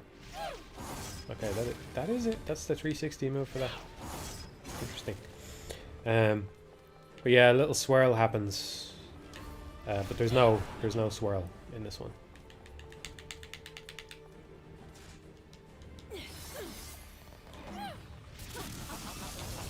There's other things, like this is basically very similar to Bayo 1. In Bayonetta 1, she turns nude or like half nude, whatever. She strips down, her hair strips down on the last attack of a combo before a Wicked Weave becomes available. So like right, am I getting that right? There's something happens to her right before she does the Wicked Weave. And it's like your indication that on the next button press you can get a Wicked Weave, like, or a Wicked Weave is about to happen, basically. And that's one thing that this game does have. The Wink Slave feature, it's if you've played Astral Chain, it's like Astral Chain sync attacks. I'll do one here if I can. Basically, she blinks at the end of the animation, and if you do that, Gamora comes in with a swipe, right? And all of the demons have different single-use kind of attacks that just happen and then disappear, like the sync attacks in Astral Chain, like that. And this is something that is like about the same as it is in Bayo 1, because every time a wink is about to happen, Bayonetta will always be in masquerade form. So it's like a very clear indication that not every masquerade has a wink, but like it's a very clear indication that you should be on alert now, because you probably, if you want to get your wink attack, you probably have to press the wink button in a second. So that's just as an example of something this game does right. Although maybe it should be the case that you only masquerade on attack strings that actually give you a wink. Like that's punch, kick, punch, which it never has a wink attack. Because it's the fastest masquerade attack you can get. But it doesn't give you a wink as a kind of downside for having the fastest thing, which is cool. That's another good thing actually to point out. That is cool, right? That there's a downside to using the punch, kick, punch that wasn't in Bayonetta 1. Although in Bayonetta 1 the punch, kick, punch is the weakest weave. The weaves actually have differing levels of damage. I don't know what the masquerade attacks are like in this. Probably similar. They have different levels of damage. But yeah, so that's cool that doesn't have a wink attack. But maybe because it doesn't have a wink attack, it shouldn't masquerade either. Maybe masquerade should always lead into winks. That might be a nice little consistent thing, you know? But yeah, at the very least I'd like for her to always sound the same when she doesn't attack. And of course it doesn't mean Bayonetta needs to have 1,000 grunts. Just like for each weapon, try to only use each grunt once if possible. And you would actually need less grunts than you think, because if an attack string starts off with a punch at all, it's always going to be the same grunt every time. So It kind of has an inverse exponential growth to it or something. Or maybe it is an exponential growth, I don't know. But it starts out with like the first punch without it, you know? It's not as hard to do as it might sound.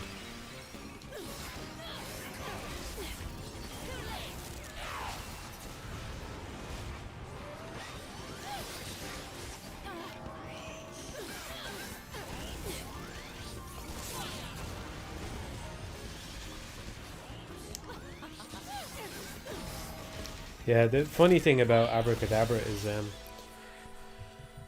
if anybody wants a tip about scoring, the way I would break it down in my head, the way I'm breaking it down in my head right now, knowing that there might be a lot about the game that I still don't know, the number one rule is keep your combo active. If your combo drops, that's like the hugest hit you'll ever take to your scoring. It's just dropping it, right? There's nothing worse than that as far as combo goes. The second thing is to actually use your demons because they get more multiplier, or at least they seem to. And the third thing is to make sure you use different sources of damage until the improvisation bonus kicks off. But yeah, that's the funny thing about Abracadabra is for most weapons, maintaining your combo is easily done just by hitting Y because it shoots something. So like that's a good way to maintain your combo. If something is across the other side of the arena, you can press it. And for a different and like it's nice that it changes our gun now as well, because for different weapons, you know, they're different speeds, so there's kind of different pros and cons to the guns on all of them. That's really cool.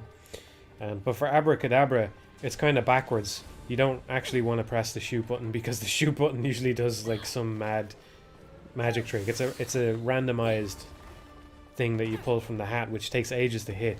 You actually just want to do that and hit the punch button and fire bats.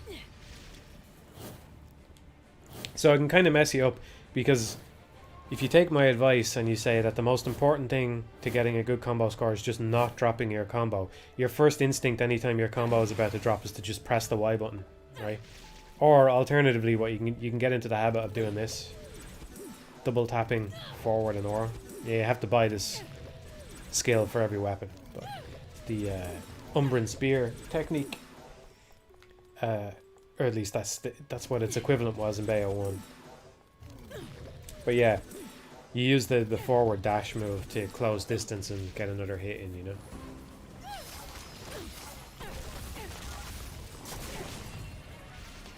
I gotta say, it was a relief when I got Baal.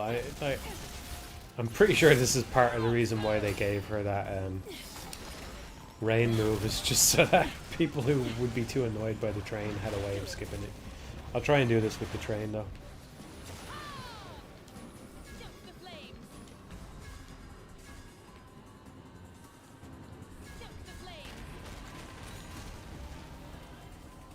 Oh, I didn't realize I had done the loop-de-loop maneuver there. Cool. Oh, but I didn't kill them all. I am a lot more comfortable with this thing after just figuring out how it works, because it's the kind of thing where if you only use it every once in a while, you don't even know what way it's taking your input. I was a little bit unsure whether it was actually a kind of tank control input until I just sat down and tried it once and paid attention to what the analog stick was doing. If you hold left, it goes left. But it's the kind of thing that feels like it could be kind of a tank control, because it has such a low turn rate. Yeah, I've played Hyper Demon. I haven't played it much, but I've played it. It's good. It's fun. Yeah, it's cool. Really cool.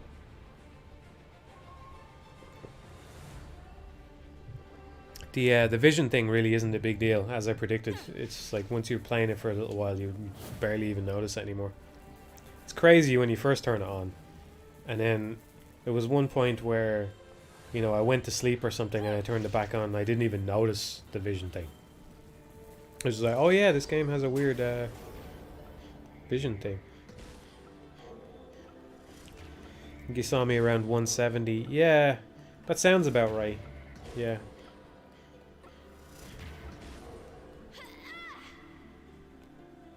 I was hovering at 100 for a little while. There was one point where I got a new score and I was the lowest 100 score because I was like 100.34 or something like that. I was hovering at that for a while, and then I know I broke 150, but I can't remember what my exact score was.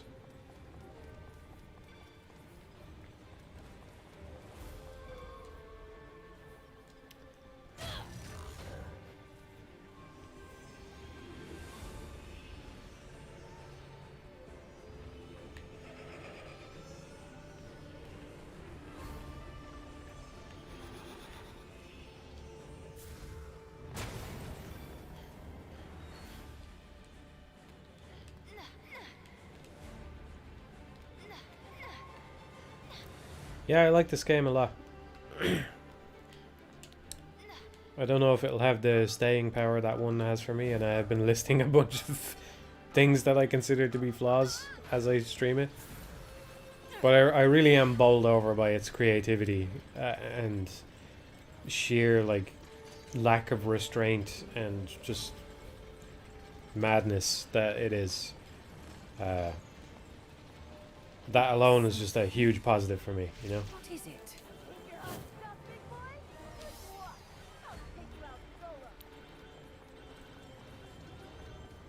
I think people...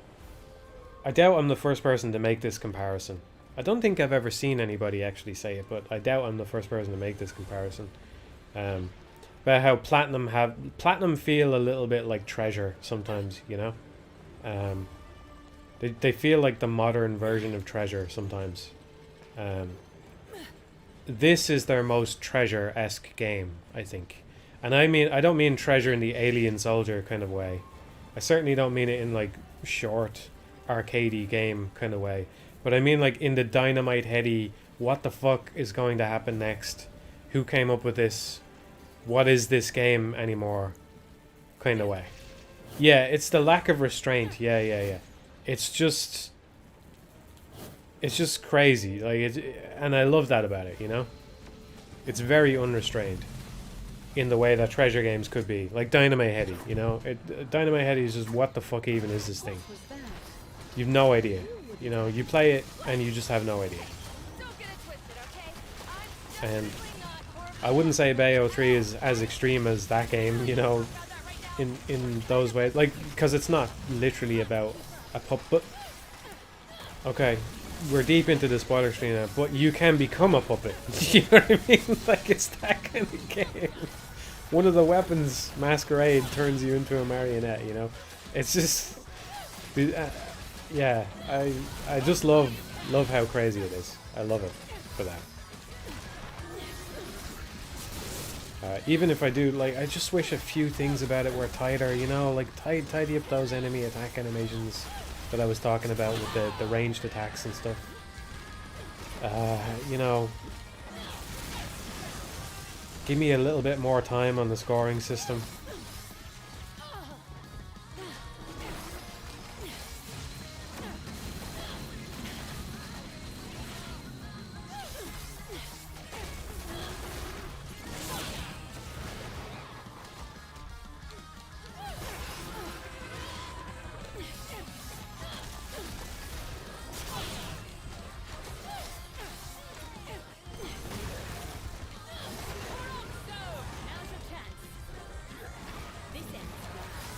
I don't know what to do when they get grabbed like that, actually.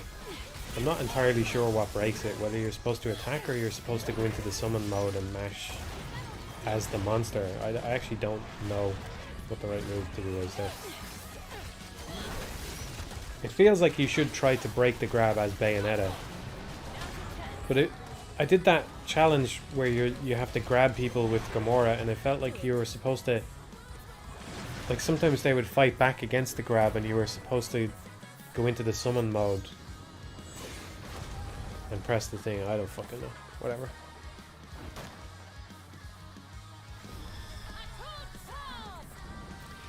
Yeah.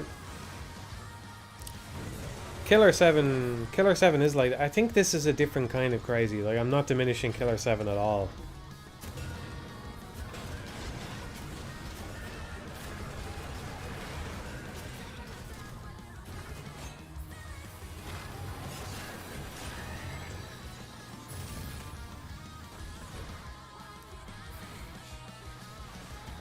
Killer 7 is very artsy though, you know? It's a... It's almost like a visual novel or something a lot of the time. When you move through it, it's like a Resident Evil game at times. This is... I don't know. There's probably a better comparison to be drawn between No More Heroes. I haven't played the third No More Heroes yet though. I didn't need your help back then. I could have squashed a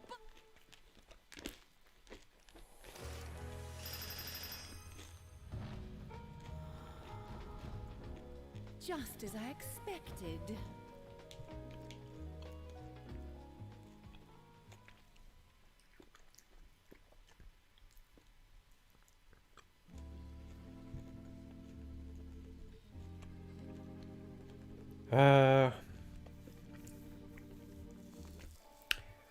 I don't really want to show any more areas, and I'm already streaming longer than I intended to. So I'm gonna go back. Which one? I played this one twice, didn't I? Play one of these little challenges again. I haven't shown this one yet.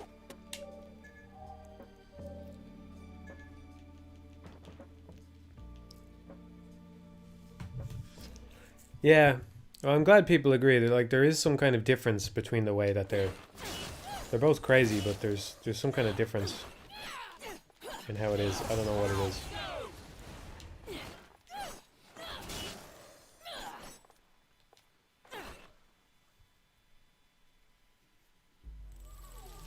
I think it might have something to do with the way it's part of a series kind of accentuates it all the more, because the original Bayonetta is already kind of crazy, but it's more like consistent in the way that it's set up. You know, you've got Inferno and Paradiso, and that's kind of it. And I don't know how to put it. It's like it's a little bit more kind of serious in its own way.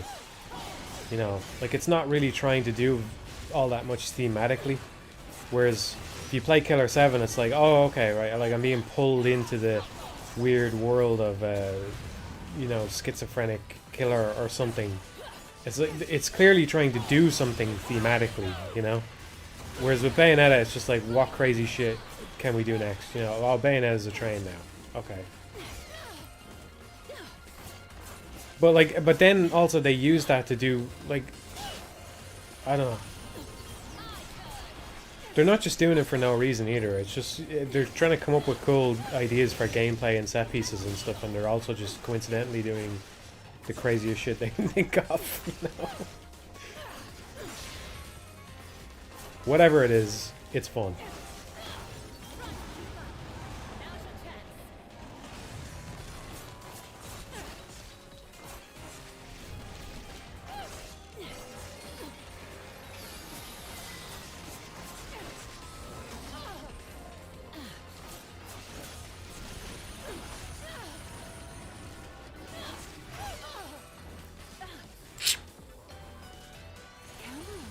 Can you can't retry these things. Okay.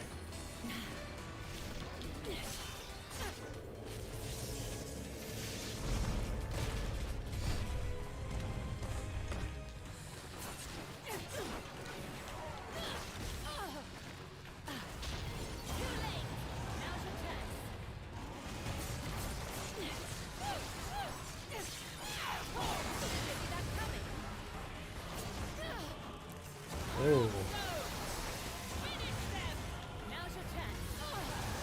And there's so many weapons in this game that I want to spend more time with.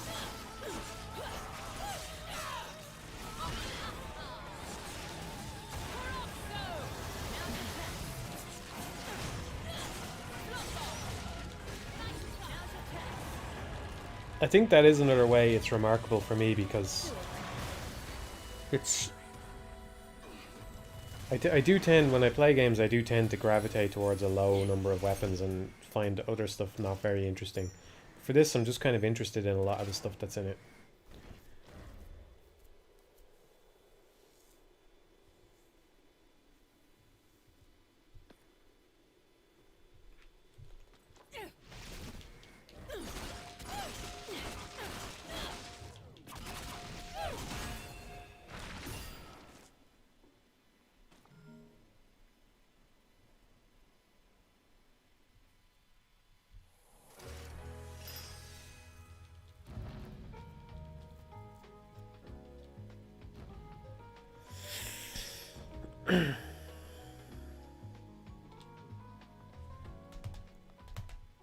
I'll do that one again, but I might swap my weapons. I can't... What 2 do I have equipped at the minute? I have...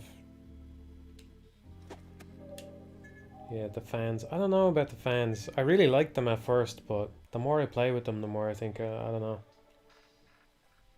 They just seem kind of weak.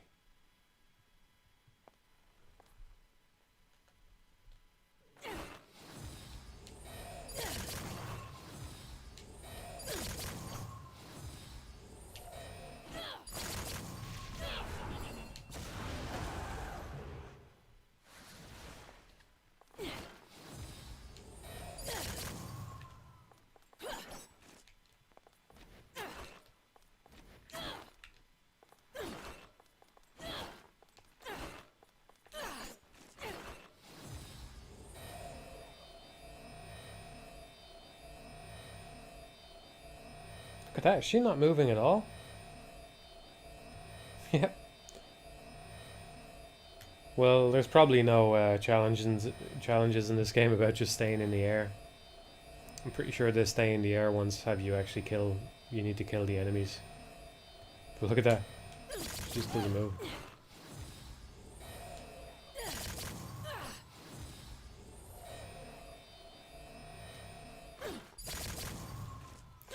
Yeah, Sneck says not being able to carry the charge through the offset really hurts the fans. It feels that way right now. I don't know if there's maybe something I'm missing about them that makes up for it. Like, the attacks do seem strong if you can get them out.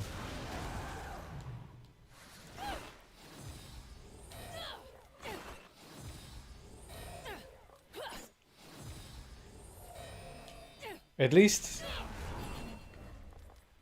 if you're holding, like, at least you can still dodge offset with them. I mean, I know that's expected, but, like, at least if you don't get an attack out, you can still keep the string going.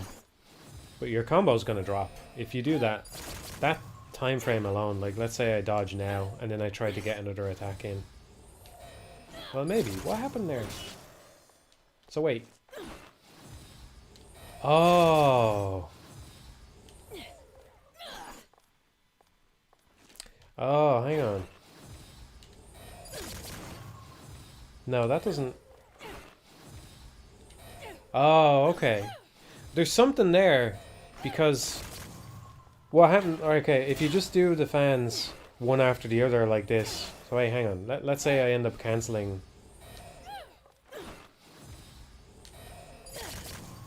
Yeah, I don't know exactly how this works, but your combo doesn't actually drop because they do an attack the next time anyway.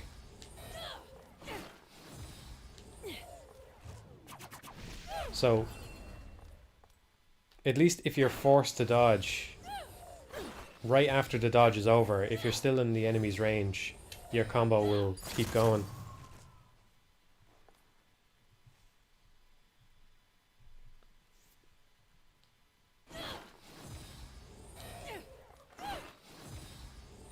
See how it's still coming out, right? Because I have to press the button to get the next attack anyway. So you can keep the combo at least. You do lose the you lose the charge, which is bad. But it's not as bad for combos as I thought. Oh, maybe this is kind of fun.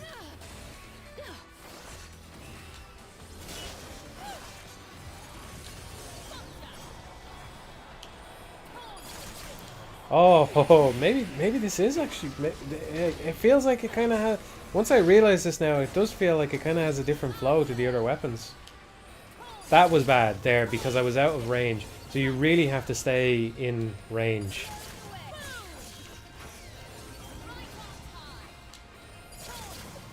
Oh, I'm actually kind of liking these now.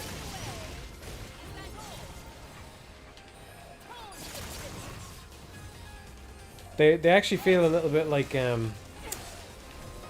they feel like kind of like they're inspired by like katanas or something if you try and play with them this way, like that kind of you know, samurai thing of like you build up the power and then you do your big fucking hit.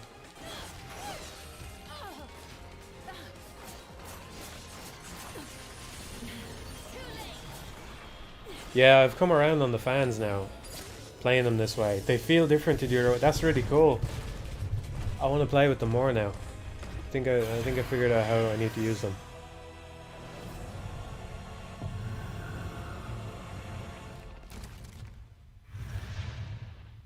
Yeah, they're very start and stoppy, someone says. Yeah, that's a good way to put it. You're basically just like, you're focusing entirely on defense. Like they're actually not bad.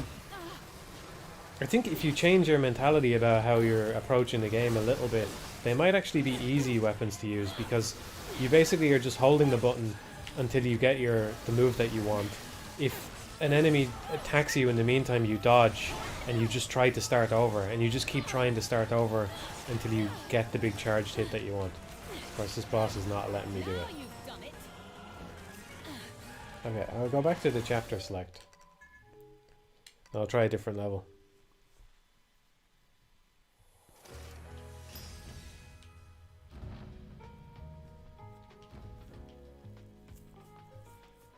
I could see that. Yeah, a little bit like Virgil, yeah. Yeah, I think it's an EI attack, yeah. Yeah, I should say this before anybody thinks I put this in because of this shit, but I actually changed how the samurai's attack looks in the game temporarily. We're still using temp sprites for him, but I'm not convinced about the overhead attack. So it's actually changed to his sheeted slash right now. The overhead attack feels good against the fleas, but the problem is when we start putting in other enemies, it doesn't.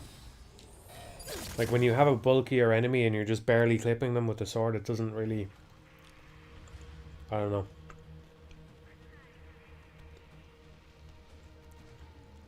So I wanted something that goes mostly forward instead and has a smaller hitbox, so that it's very clear when you hit something or not, you know? Or that, like, I don't know how to put it exactly, but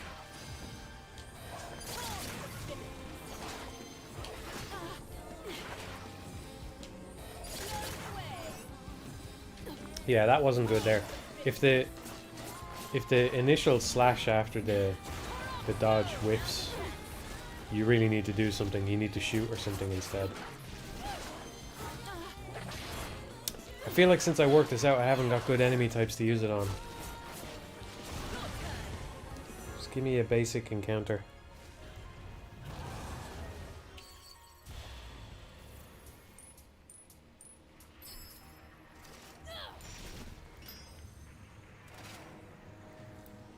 Yeah, I'm liking this. I feel like it clicked all of a sudden, and now I'm playing the weapon in a totally different way to all the others. And it's just making more sense. So, very happy about this. As if the weapon variety in this game wasn't good enough already.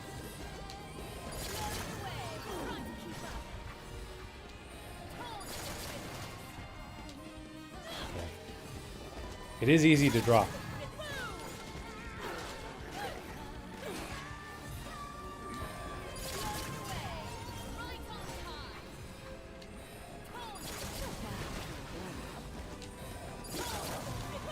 You know, I'd say it feels really good if you can get a whole fucking combo of that off into a masquerade attack. That probably feels really good.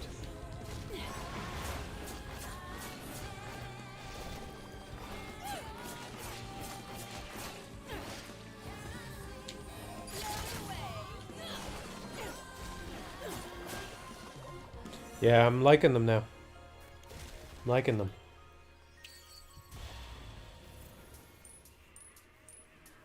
Got terrible rank. But I'm having fun. So who's the real winner?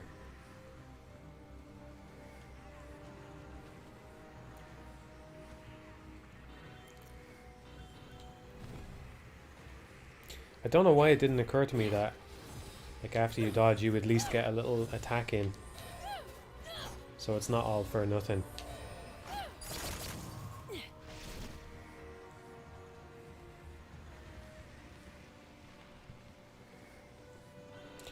I mean, I know that it's not graphically, you know, like, I agree a lot of the graphics are rough. Again, I don't really care because I appreciate it as a game, so whatever. If like the textures aren't fucking phenomenal, I don't really give a shit.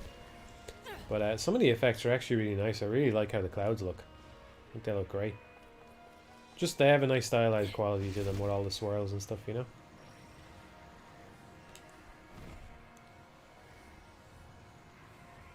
Some of the effects are really cool as well. Like, I haven't shown this, but the encounter at the start and the end of the game,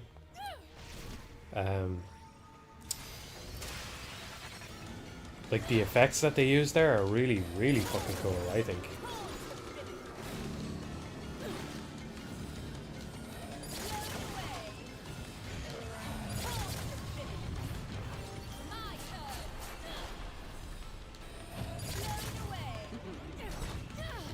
Ah, what even happened there?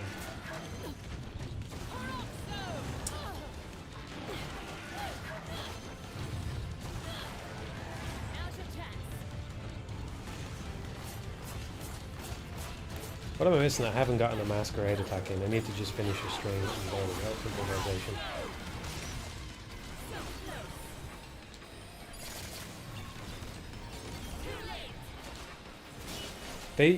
They seem like really good weapons now that I'm using them properly, because they actually hit about as hard as the heavy weapons when they're fully charged. It looks like, anyway.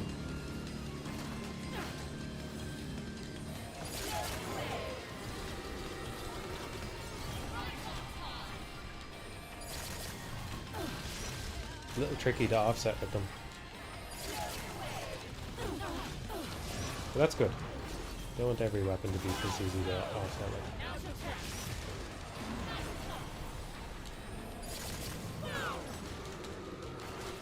Amazing. I was ready to give up on these things. I feel like I've just unlocked a new weapon. I hope I feel as comfortable with Abracadabra someday, because I'm mainly using it just stylistically. Like, I just love the style of it. I don't actually think it's a very good weapon right now, but I hope I come around to it the same way I just came around to these things.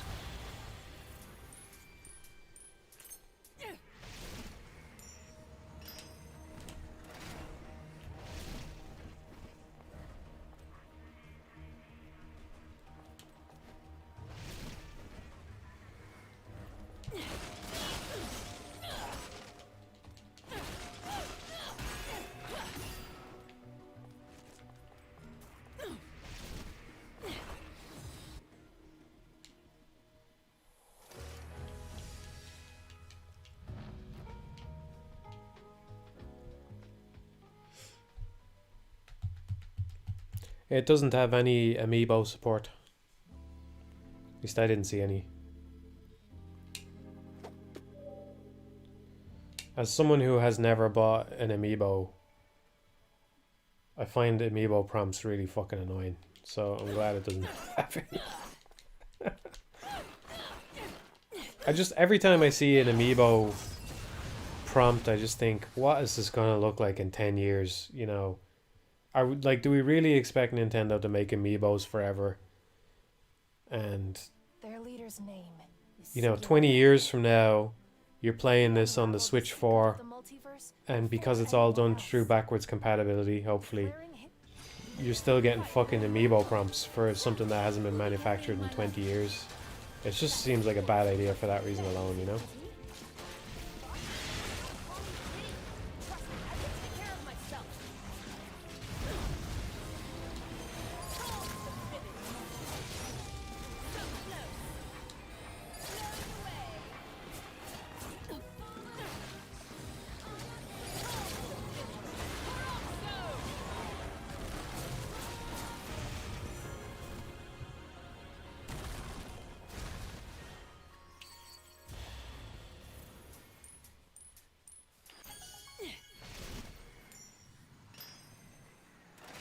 Oh, really? I hadn't gotten pure platinum there. Interesting. What's this? It opens with Umbran magic. It seems we really do share a past with this island. I more or less enjoy Sakurai's channel and agree with everything he said so far that I've seen. Well, I agree. I agree with pretty much everything he said. I have quibbles. I quibble. Sometimes I quibble. I think... I think... I don't know. I'm not sure I could even point to a statement and say that I disagree with any of them. But I think, for example, one of his very first videos about games was Hit Stop. And, you know, Hit Stop is a great tool. It's a great tool. But I think part of the problem there is it's like imagining that Hit Stop exists in a vacuum where, you know, people don't know about it or something. Oh, I can't believe I got grabbed by that. What the fuck? Alright. Personally, I think that games have too much hit stop these days. I'm not saying it shouldn't be used. I think it should be used. It's good. But I just think games have too much hit stop, if anything. So, it's, you know, it's called hit stop, right? Even though I'm not even sure it actually originates as a thing that happens when you hit stuff, because in my mind, it encompasses a broader range of things. There's, for example, I think of what happens in Super Mario Bros. When you pick up a mushroom as a kind of hit stop, right? The whole game freezes while Mario grows. Now, I imagine it happens in Mario because his collision is changing from small Mario to big Mario. Maybe that's part of the reason why it started off that way. But there's times where I just really don't like it at all. I like one thing that comes to me off the top of my head, and again, I don't know if you would classify this as hit stop exactly. Maybe I'm mistaken about what this is. I'd have to go and play the game again. But Celeste, when you touch the golden feathers in that game, there's like a freeze where you don't come out of the feather immediately.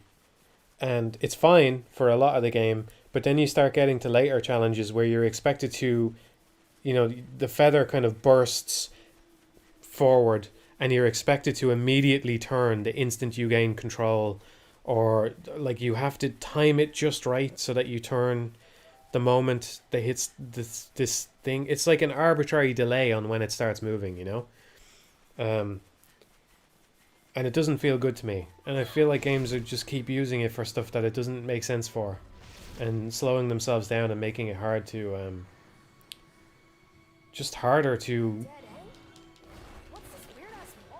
I don't know, harder to master the stuff that they're asking you to do, because you just have to internalize all these arbitrary delays. Kind of like what I was talking about with the flashing laser earlier, you know, in this game. I don't want to internalize some random amount of hit stop for something every time, right? Again, if it happens on a, you know, an attack and it makes the attack feel impactful, okay. And it can be good feedback that your attack actually connected, you know, a hit confirm or whatever you want to call it. But Too late for regrets now, I'm afraid. yeah, I think developers are overusing it. Vacations for now. So, Good luck. and again, Sakurai doesn't have to feel the same way as me. He probably doesn't, right? But I feel like if developers are overusing it, is it really good to put out a video saying, oh, hey, here's hit stop. You know, hit stop is great. Hit stop is you know, people should use hit stop, blah, blah, blah. Like, again, it's something that you can pack away and you can take it out when you need to use it. But I feel like it's already being used too much. So I just question the logic of starting with a hit stop video at the very start of the channel, you know? But yeah, I mean, like, I more or less agree with everything that he said so far.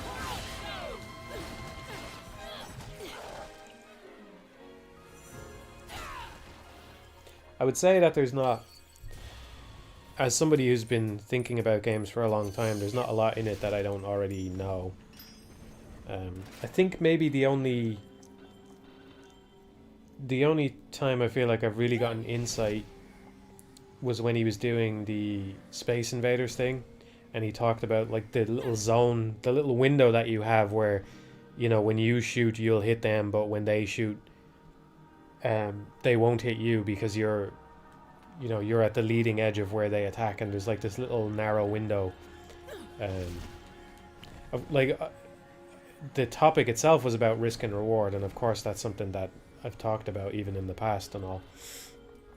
But the specific example of Space Invaders, it was a really nice example that I hadn't actually parsed the game. Like, it's funny because pretty much everybody plays it that way, but you don't actually consciously think about the strategy that you're using and how it creates this narrow little window where, you know, you can hit them and they can't hit you. So I thought that was a great observation. Yeah, he did Space Invaders right before I did. That bugged me a little bit, I had to say. Like, when I saw him start talking about Space Invaders, I was like, fuck, I hope he doesn't somehow get into context sensitivity from here, you know?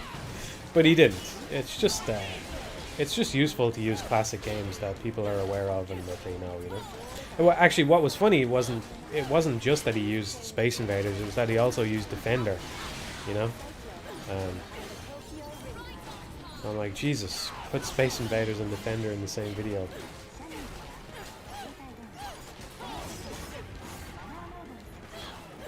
I think I saw a comment wondering if it was inspired by Sakurai's Return, and I was like, man, you really underestimate how long it takes to make a video. Or at least it takes me to make a video anyway.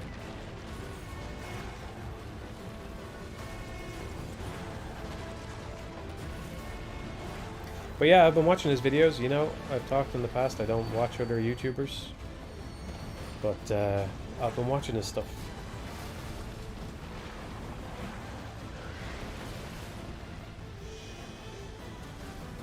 I'm actually probably going to adopt the animation thing that he has. I'm not gonna do the little poses and stuff. But he has like a animation spreadsheet to convey to people.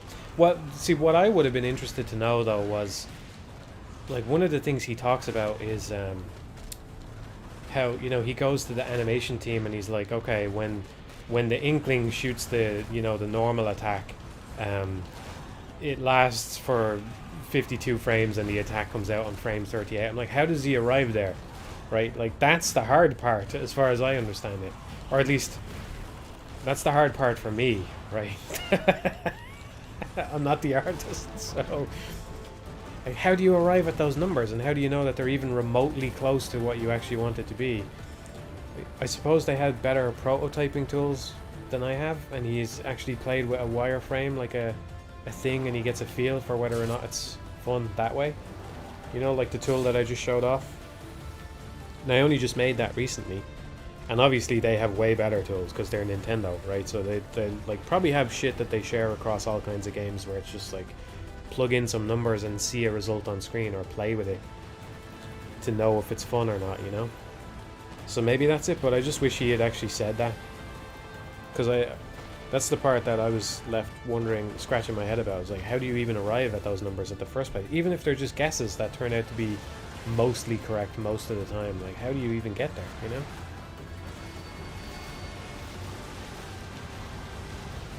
He just knows, yeah. Well, if he just knows, I'm nowhere close to Sakurai's power level. Let me tell you that. The man is on another fucking level if he just knows somehow.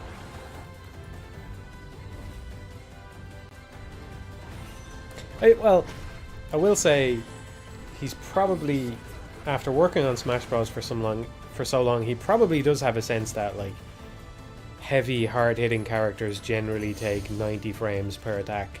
Fast characters generally take 40 frames per attack. Therefore, I want the Inkling to be a medium fast character, so, you know, it takes 50 frames every attack. He probably does have some kind of internal understanding of that. But yeah, I don't know how you arrive at that.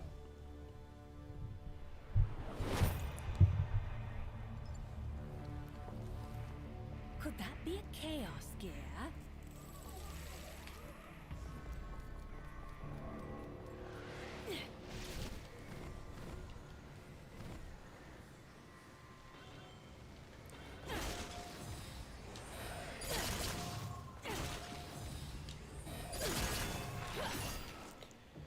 I don't know. So if I do this, and then no, I didn't know how to do it. What am I doing here? Okay, I do this, but then I dodge. Okay, I dodge.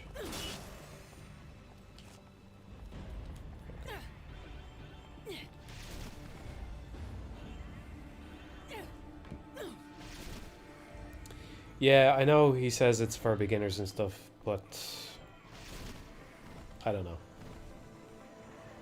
I don't actually expect him to go much further than he's going right now. Like, the promise and the hope is that he builds on prior videos in later videos, and it just keeps getting more and more complex, and assuming that you have more and more knowledge.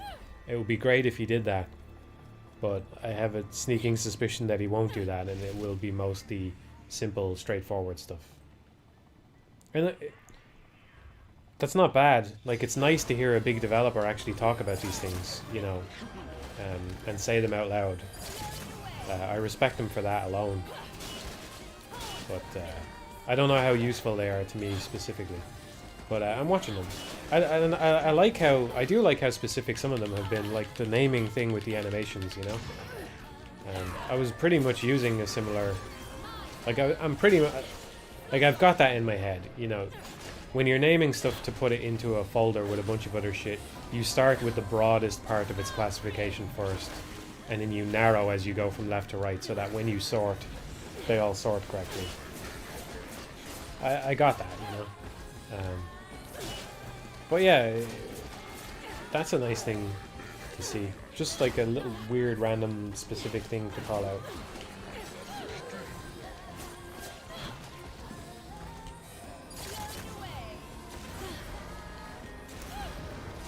I don't know about these shield moves. I don't know, man.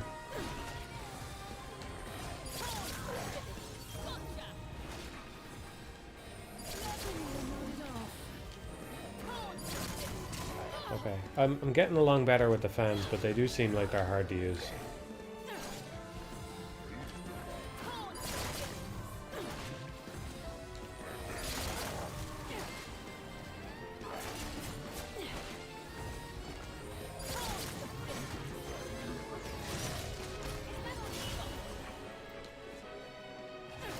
Couldn't see myself there. I thought I was in. Okay. Thought I was holding them.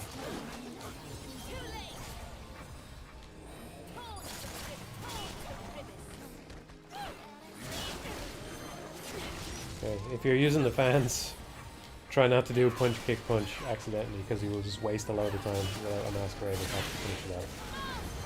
That was pretty nice. That's like getting towards what I should be doing with the fans.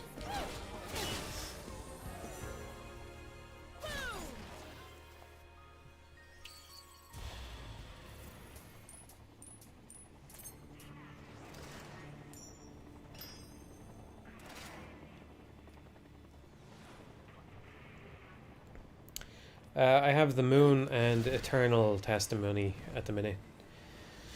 But yeah, I should probably swap that out for something else, because by the time when you're finished searching for stuff, the magic meter is way bigger than it is at the start, so it's almost difficult to deplete it fully at this point, I think. So yeah, I should probably swap it out. I don't know what I'd do though. Here's Lappy.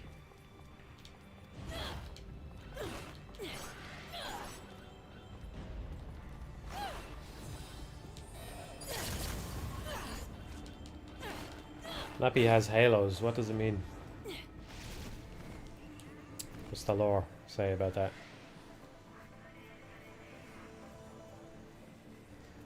Oh yeah, and it's my favorite shopping center.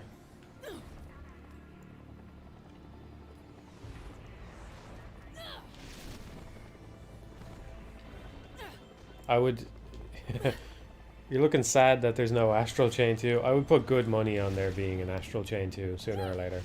So, I don't know. Don't look glum about that. I don't know anything. I'm just saying.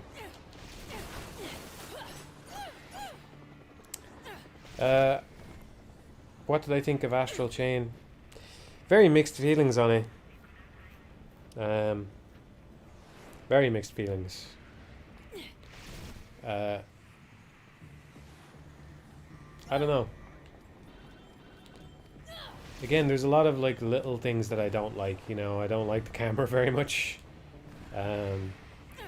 Probably some of the enemies I don't like very much. Like maybe if I spent more time, I'd get used to it.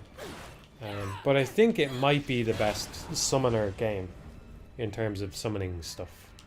And yes, I've played Chaos Legion. Yes, I've played Devil May Cry 5. Yes, I've played Bayonetta 3. Yes, I've played The Wonderful 101. But in terms of like doing the summoner thing, it might be the best game to do that. In spite of its faults. Yeah, I don't like all the emphasis on story and stuff, you know.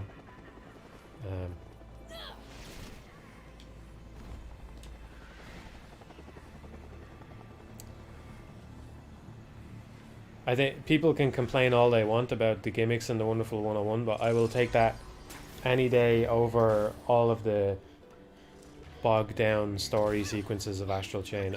I didn't enjoy them at all.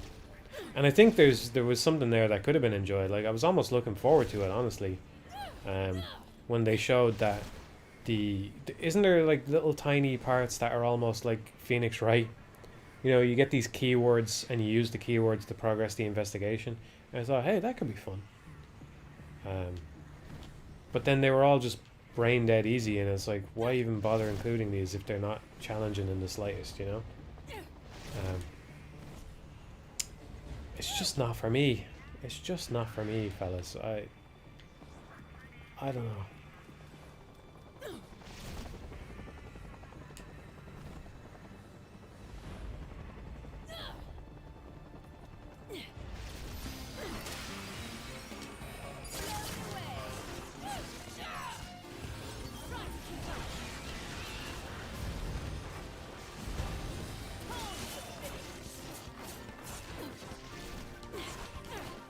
I don't know. You know how I feel about this stuff. Like, I think that I like little bits of complexity that arise from simple systems, such as the Wonderliner.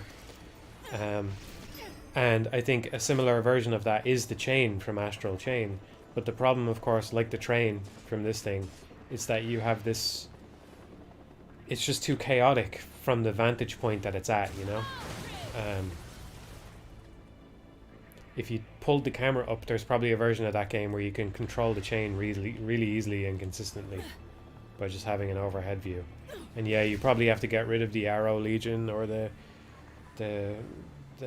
Metal Gear one, the sword mode Legion thing, because it'll be too disorientating to cut back and forth like that. But that's a change I would be happy with, you know. It's like, because the chain is cool. Wrapping the chain around enemies, having the chain be a thing in the game, that's cool. That's really cool. It's something that this game lacks, and I think that it's a little bit of complexity that Astral Chain has over this game, you know, and that's cool. Of course, the weapons in this game are much better because the officer in Astral Chain only has like 3 weapons and not very many attack strings and all that. You know? It's not just like one-to-one comparison between the games, but yeah, I don't know how to put it. I don't know.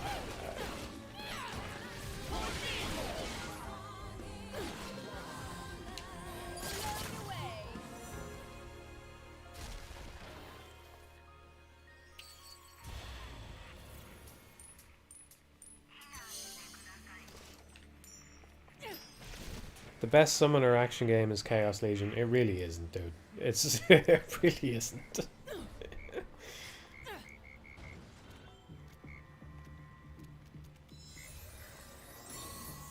Having an outdoor recital?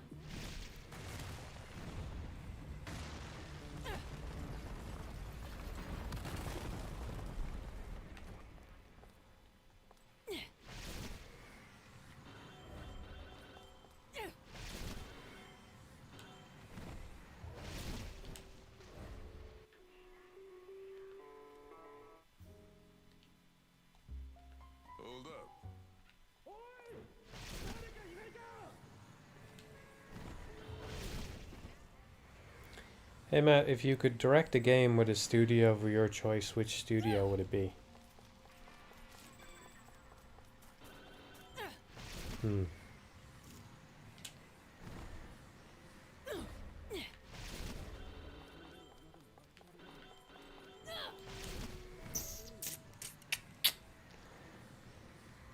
I'm not sure. The ground here looks a bit weak.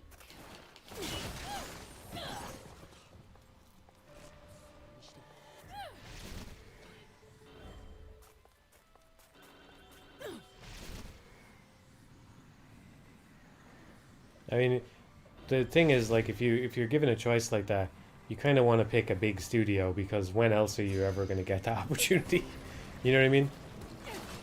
But I don't know that I would actually enjoy working on a big game with a ton of people. So yeah, I don't know.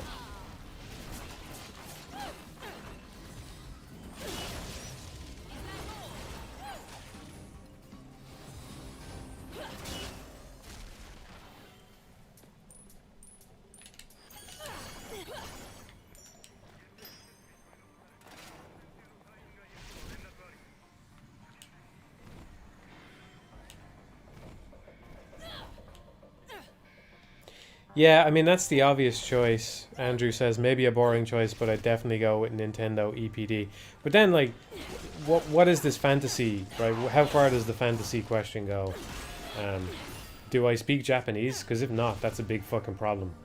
It's a big problem for me anyway. Um, I I read somewhere that in Platinum they like people to draw their ideas out, you know, and I can't draw. I just can't, you know. I mean, I'm sure I could learn to get a lot better with time, but I don't even really have a desire to learn that much, you know. I wouldn't have a desire to learn drawing beyond how much it would help me communicate ideas, you know. I'm never going to be a great artist, and I don't want to try. So, like, that's a problem. I think that if I have any skill at all, it's like I can communicate with words, but not everybody can communicate with words. I can communicate with words. I speak, believe it or not. How am I trying to put this?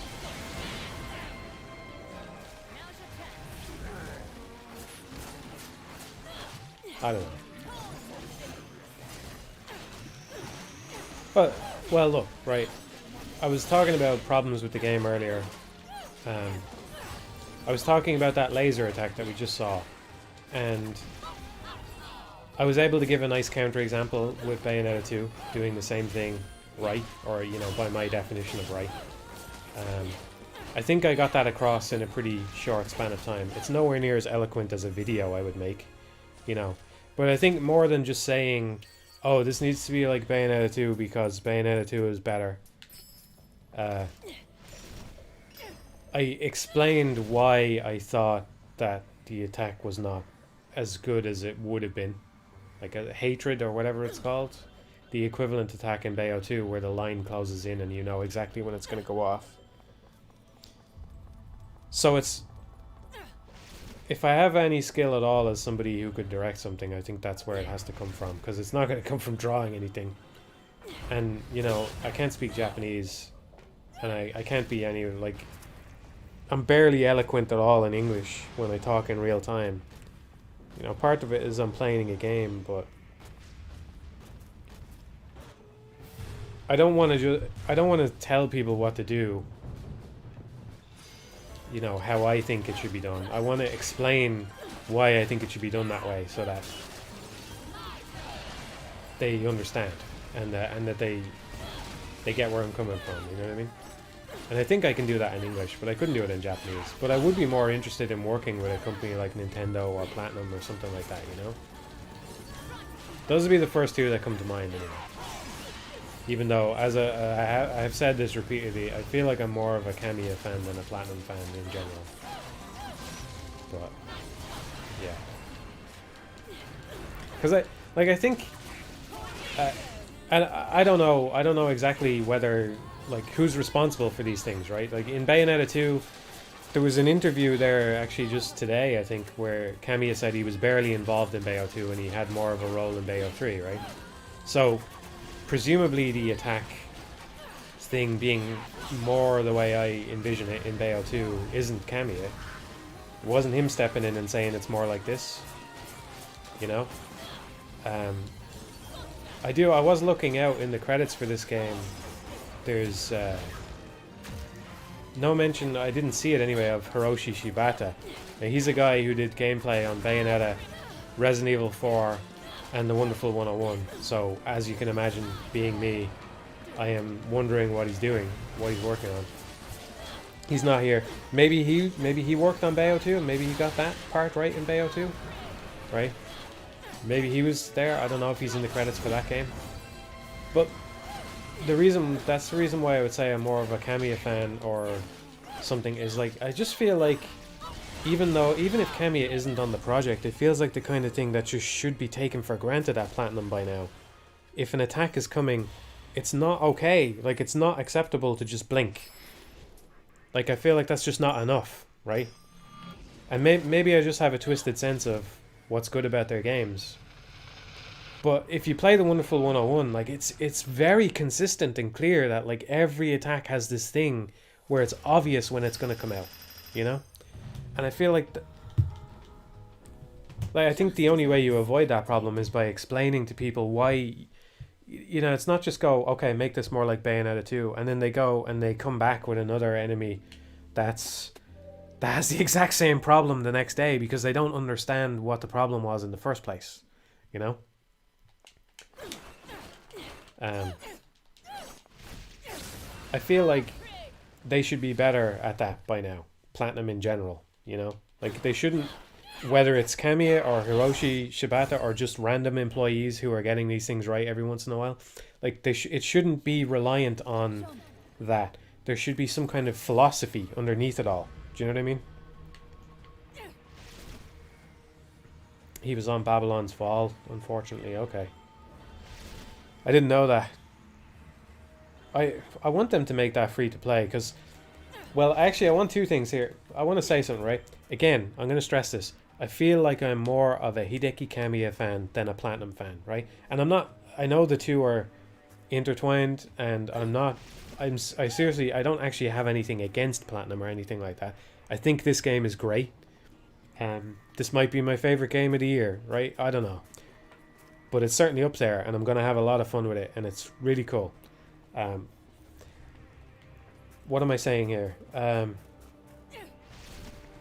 don't know. Yeah, Babylon's Fall.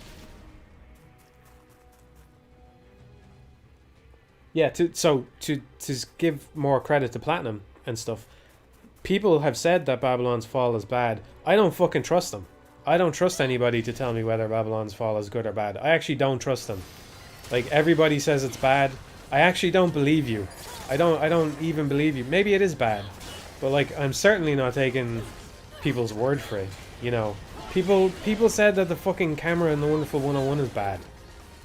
From my perspective, they're just completely wrong. Like, it's completely wrong. Everybody has it backwards. The Wonderful 101 is the one with the good camera, and everything else is the one that needs to fucking catch up, right?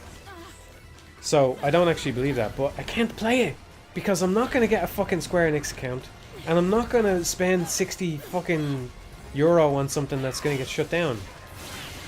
So, I think it would be an unbelievable shame if they take that game and it's just gone, you know. Like, at the very least Square Enix could do is make it free to play or something, you know, or just release it as a single player game. Like, it's such a shame if all that work goes to waste.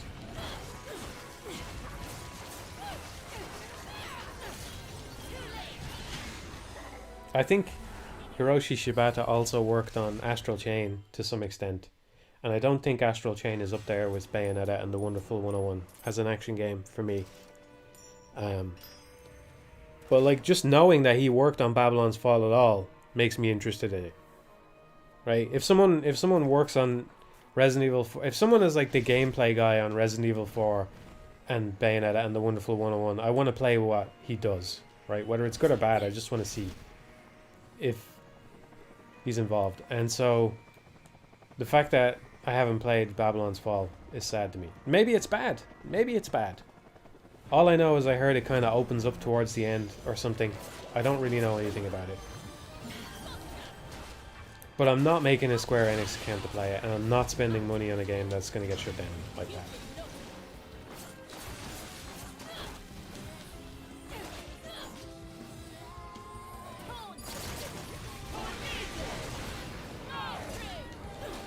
It's such a like I know I'm heated here, like, because it's just bad to see so much work go to waste, you know. If that game really does get shut down and there's no way, nobody preserves it or anything, like, maybe it's not good. Okay, there's got to be some way to make it playable single player, you know.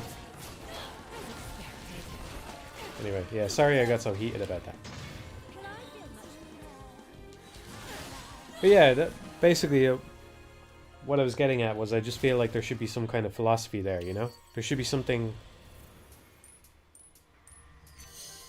Again, maybe they just don't see it the way I do, right? But I really feel like, for those of you who think I'm bullshitting here, you know, maybe you've only played Bayonetta and you've no interest in the Wonderful 101. I think if you play it, you'll understand what I mean. The ranged attacks in that game are just not like the ranged attacks in this game. They're just not like them. They're very dissimilar. If you think about them, if you examine them, they're just very dissimilar. It feels like a purposeful thing that all the ranged attacks in the Wonderful 101 had to be a certain way. And, you know, there should be some philosophy in place that prevents that from happening. And like the way you prevent that from happening is just getting everybody on the same page, which is, I'm sure, is extremely hard, you know. I think this is part of what Sakurai's videos are about, actually, to tie it back to what we were talking about earlier. He made one earlier, he actually made one just recently about, you know, how collision stuff has to be more easily understood than... like, if stuff causes collisions, it has to stick out and be easily parsed by the player, you know? And, I don't know. To me, that's just taken as second nature, but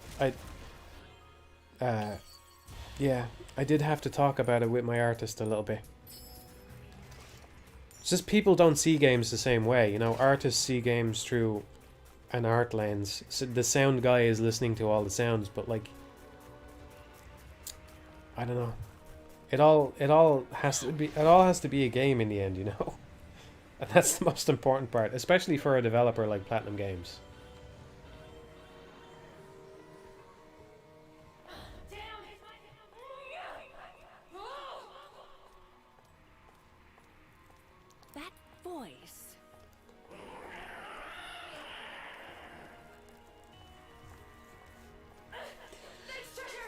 Chris says, I think the camera in the Wonderful 101 is really good for that game, considering the Wonderliner, but I don't think that the camera would be awesome for all action games like this.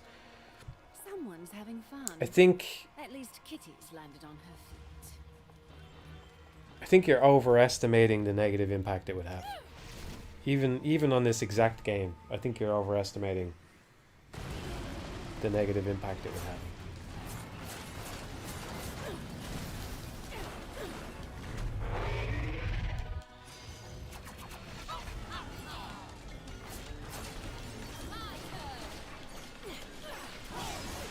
I don't know. I have my preferences, but I do get where people are coming from. I get it. Like, I don't want anybody to think I don't get it, right? That I'm just off in my own little world. I get it. You want things to feel impactful. You want to feel like you're in the action.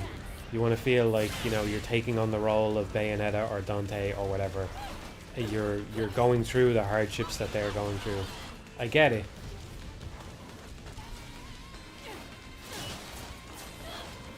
And I could live with that if it was just, if people put what I value at the forefront more often than they do. You know, it feels like every year it's just less and less important to everybody for some reason. Let me put it this way. As much as you might hate, as much as, like, probably at least a couple of people in the chat hate anytime I go off about the Wonderful 101. Like, they're interested in what I say, but they're just like, what is he talking about with this game? I don't get it. He's full of shit. You know, Bayonetta and Devil May Cry, they're so much better. Blah, blah, blah. Okay. But let me put it this way.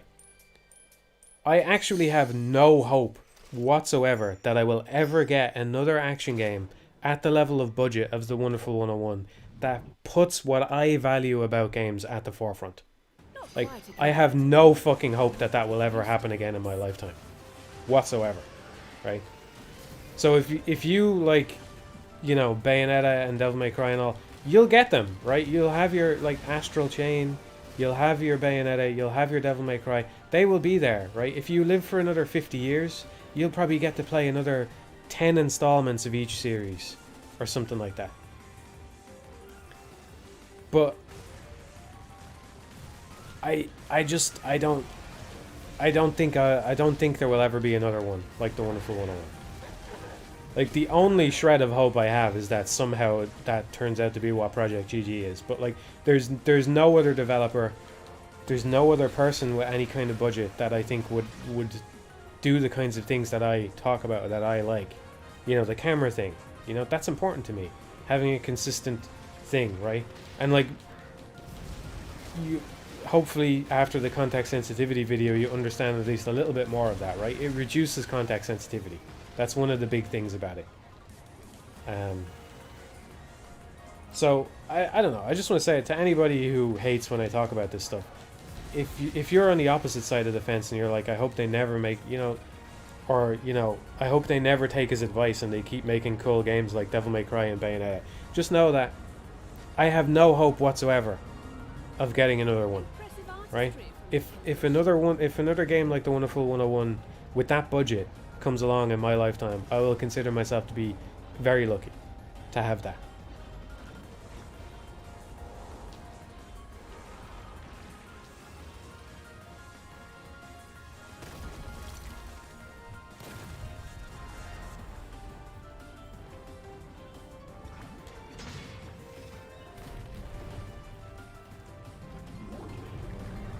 I don't know what I'm getting at by saying that. I suppose I'm saying that I feel entitled to at least express my opinion strongly, right?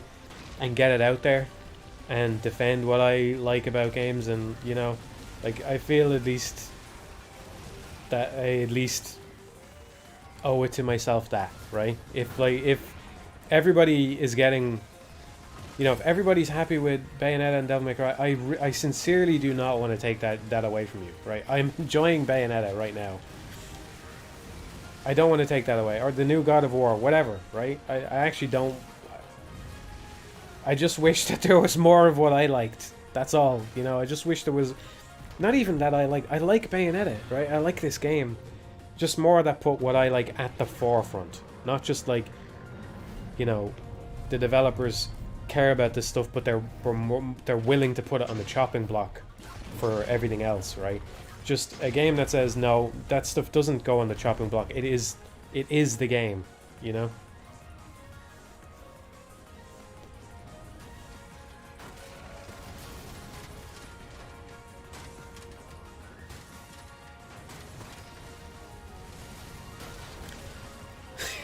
Gato says, that's cool, Matt, but I want God Hand too. Well, more power to you.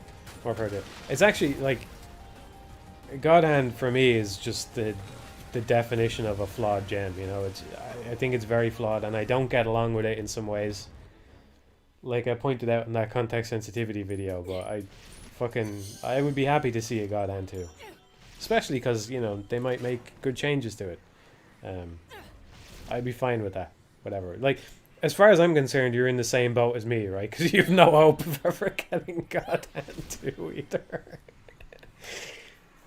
So, or we're in different boats sailing the same seas, you know what I mean? It's like ships passing each other in the night, right?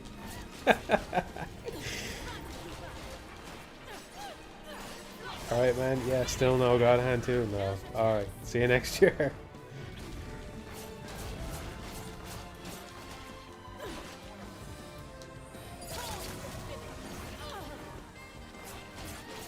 I actually think it's probably worse. It's probably worse if you're looking for God Hand 2, because I think God Hand is, in a way, it's more specific than what I like about the Wonderful 101. I mean, part of the satisfaction of the Wonderful 101 for me is just that it is such a high budget thing with so much content and so much like stuff happening and like lots of weapons, and you know, it's something that you can't really do without a budget, having all of this 3D action happening.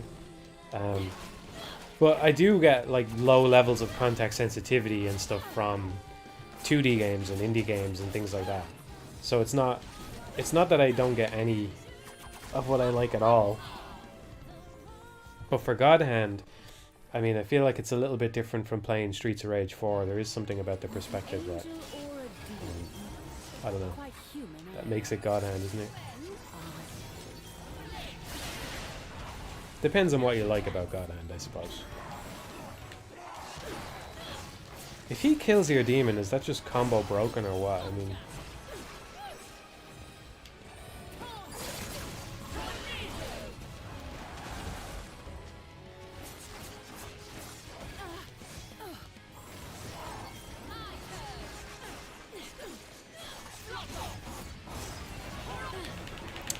It's a bit early on the wink there. I think I fucked that up.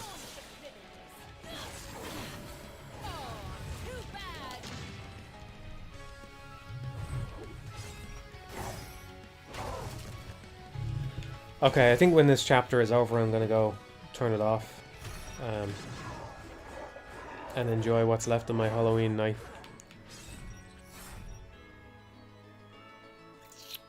I'm sorry for my rants as well. I don't know what I've been saying. I hope I haven't spoiled too much of this game for people that are interested in playing it, because it's cool.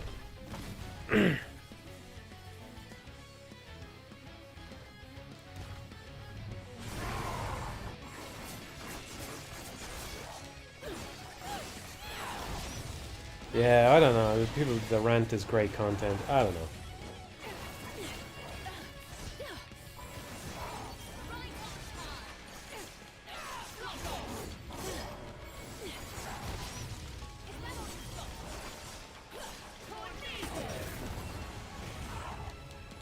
I don't know, man.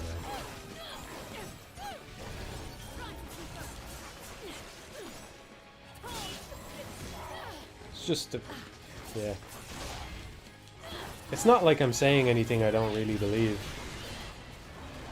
But I feel like the internet does this to everybody. Everybody's just too quick to give in to something that will give them any kind of catharsis, you know what I mean? Like, yeah, it's nice to share my opinion and kind of feel like I get it off my chest. I can tell people that, you know... I can tell people that I like the Wonderful 101 again, right? I can finally get that off my chest. I don't know.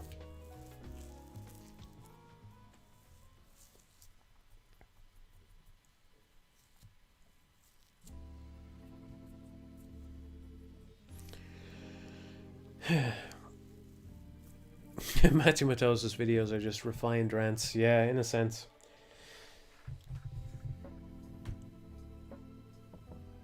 Well, I'm going to leave it there.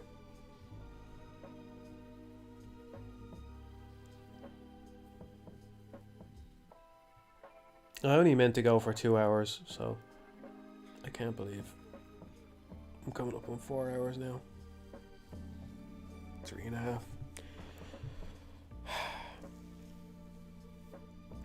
Thanks for tuning in, everybody, and I hope you had a happy Halloween. Hope you had a good Halloween. Hope you had a good time.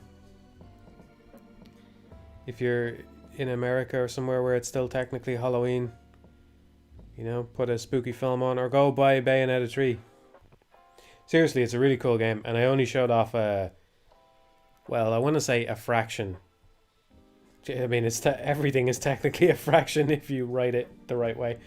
But yeah, there's plenty more weapons that you haven't seen and lots of missions that you haven't seen and stuff if you're still interested in playing it. So hopefully I haven't spoiled too much. Yeah, I'm enjoying it a lot and I'm looking forward to playing more. I'm going to slack off from making my game to play more Bayonetta 3 tomorrow.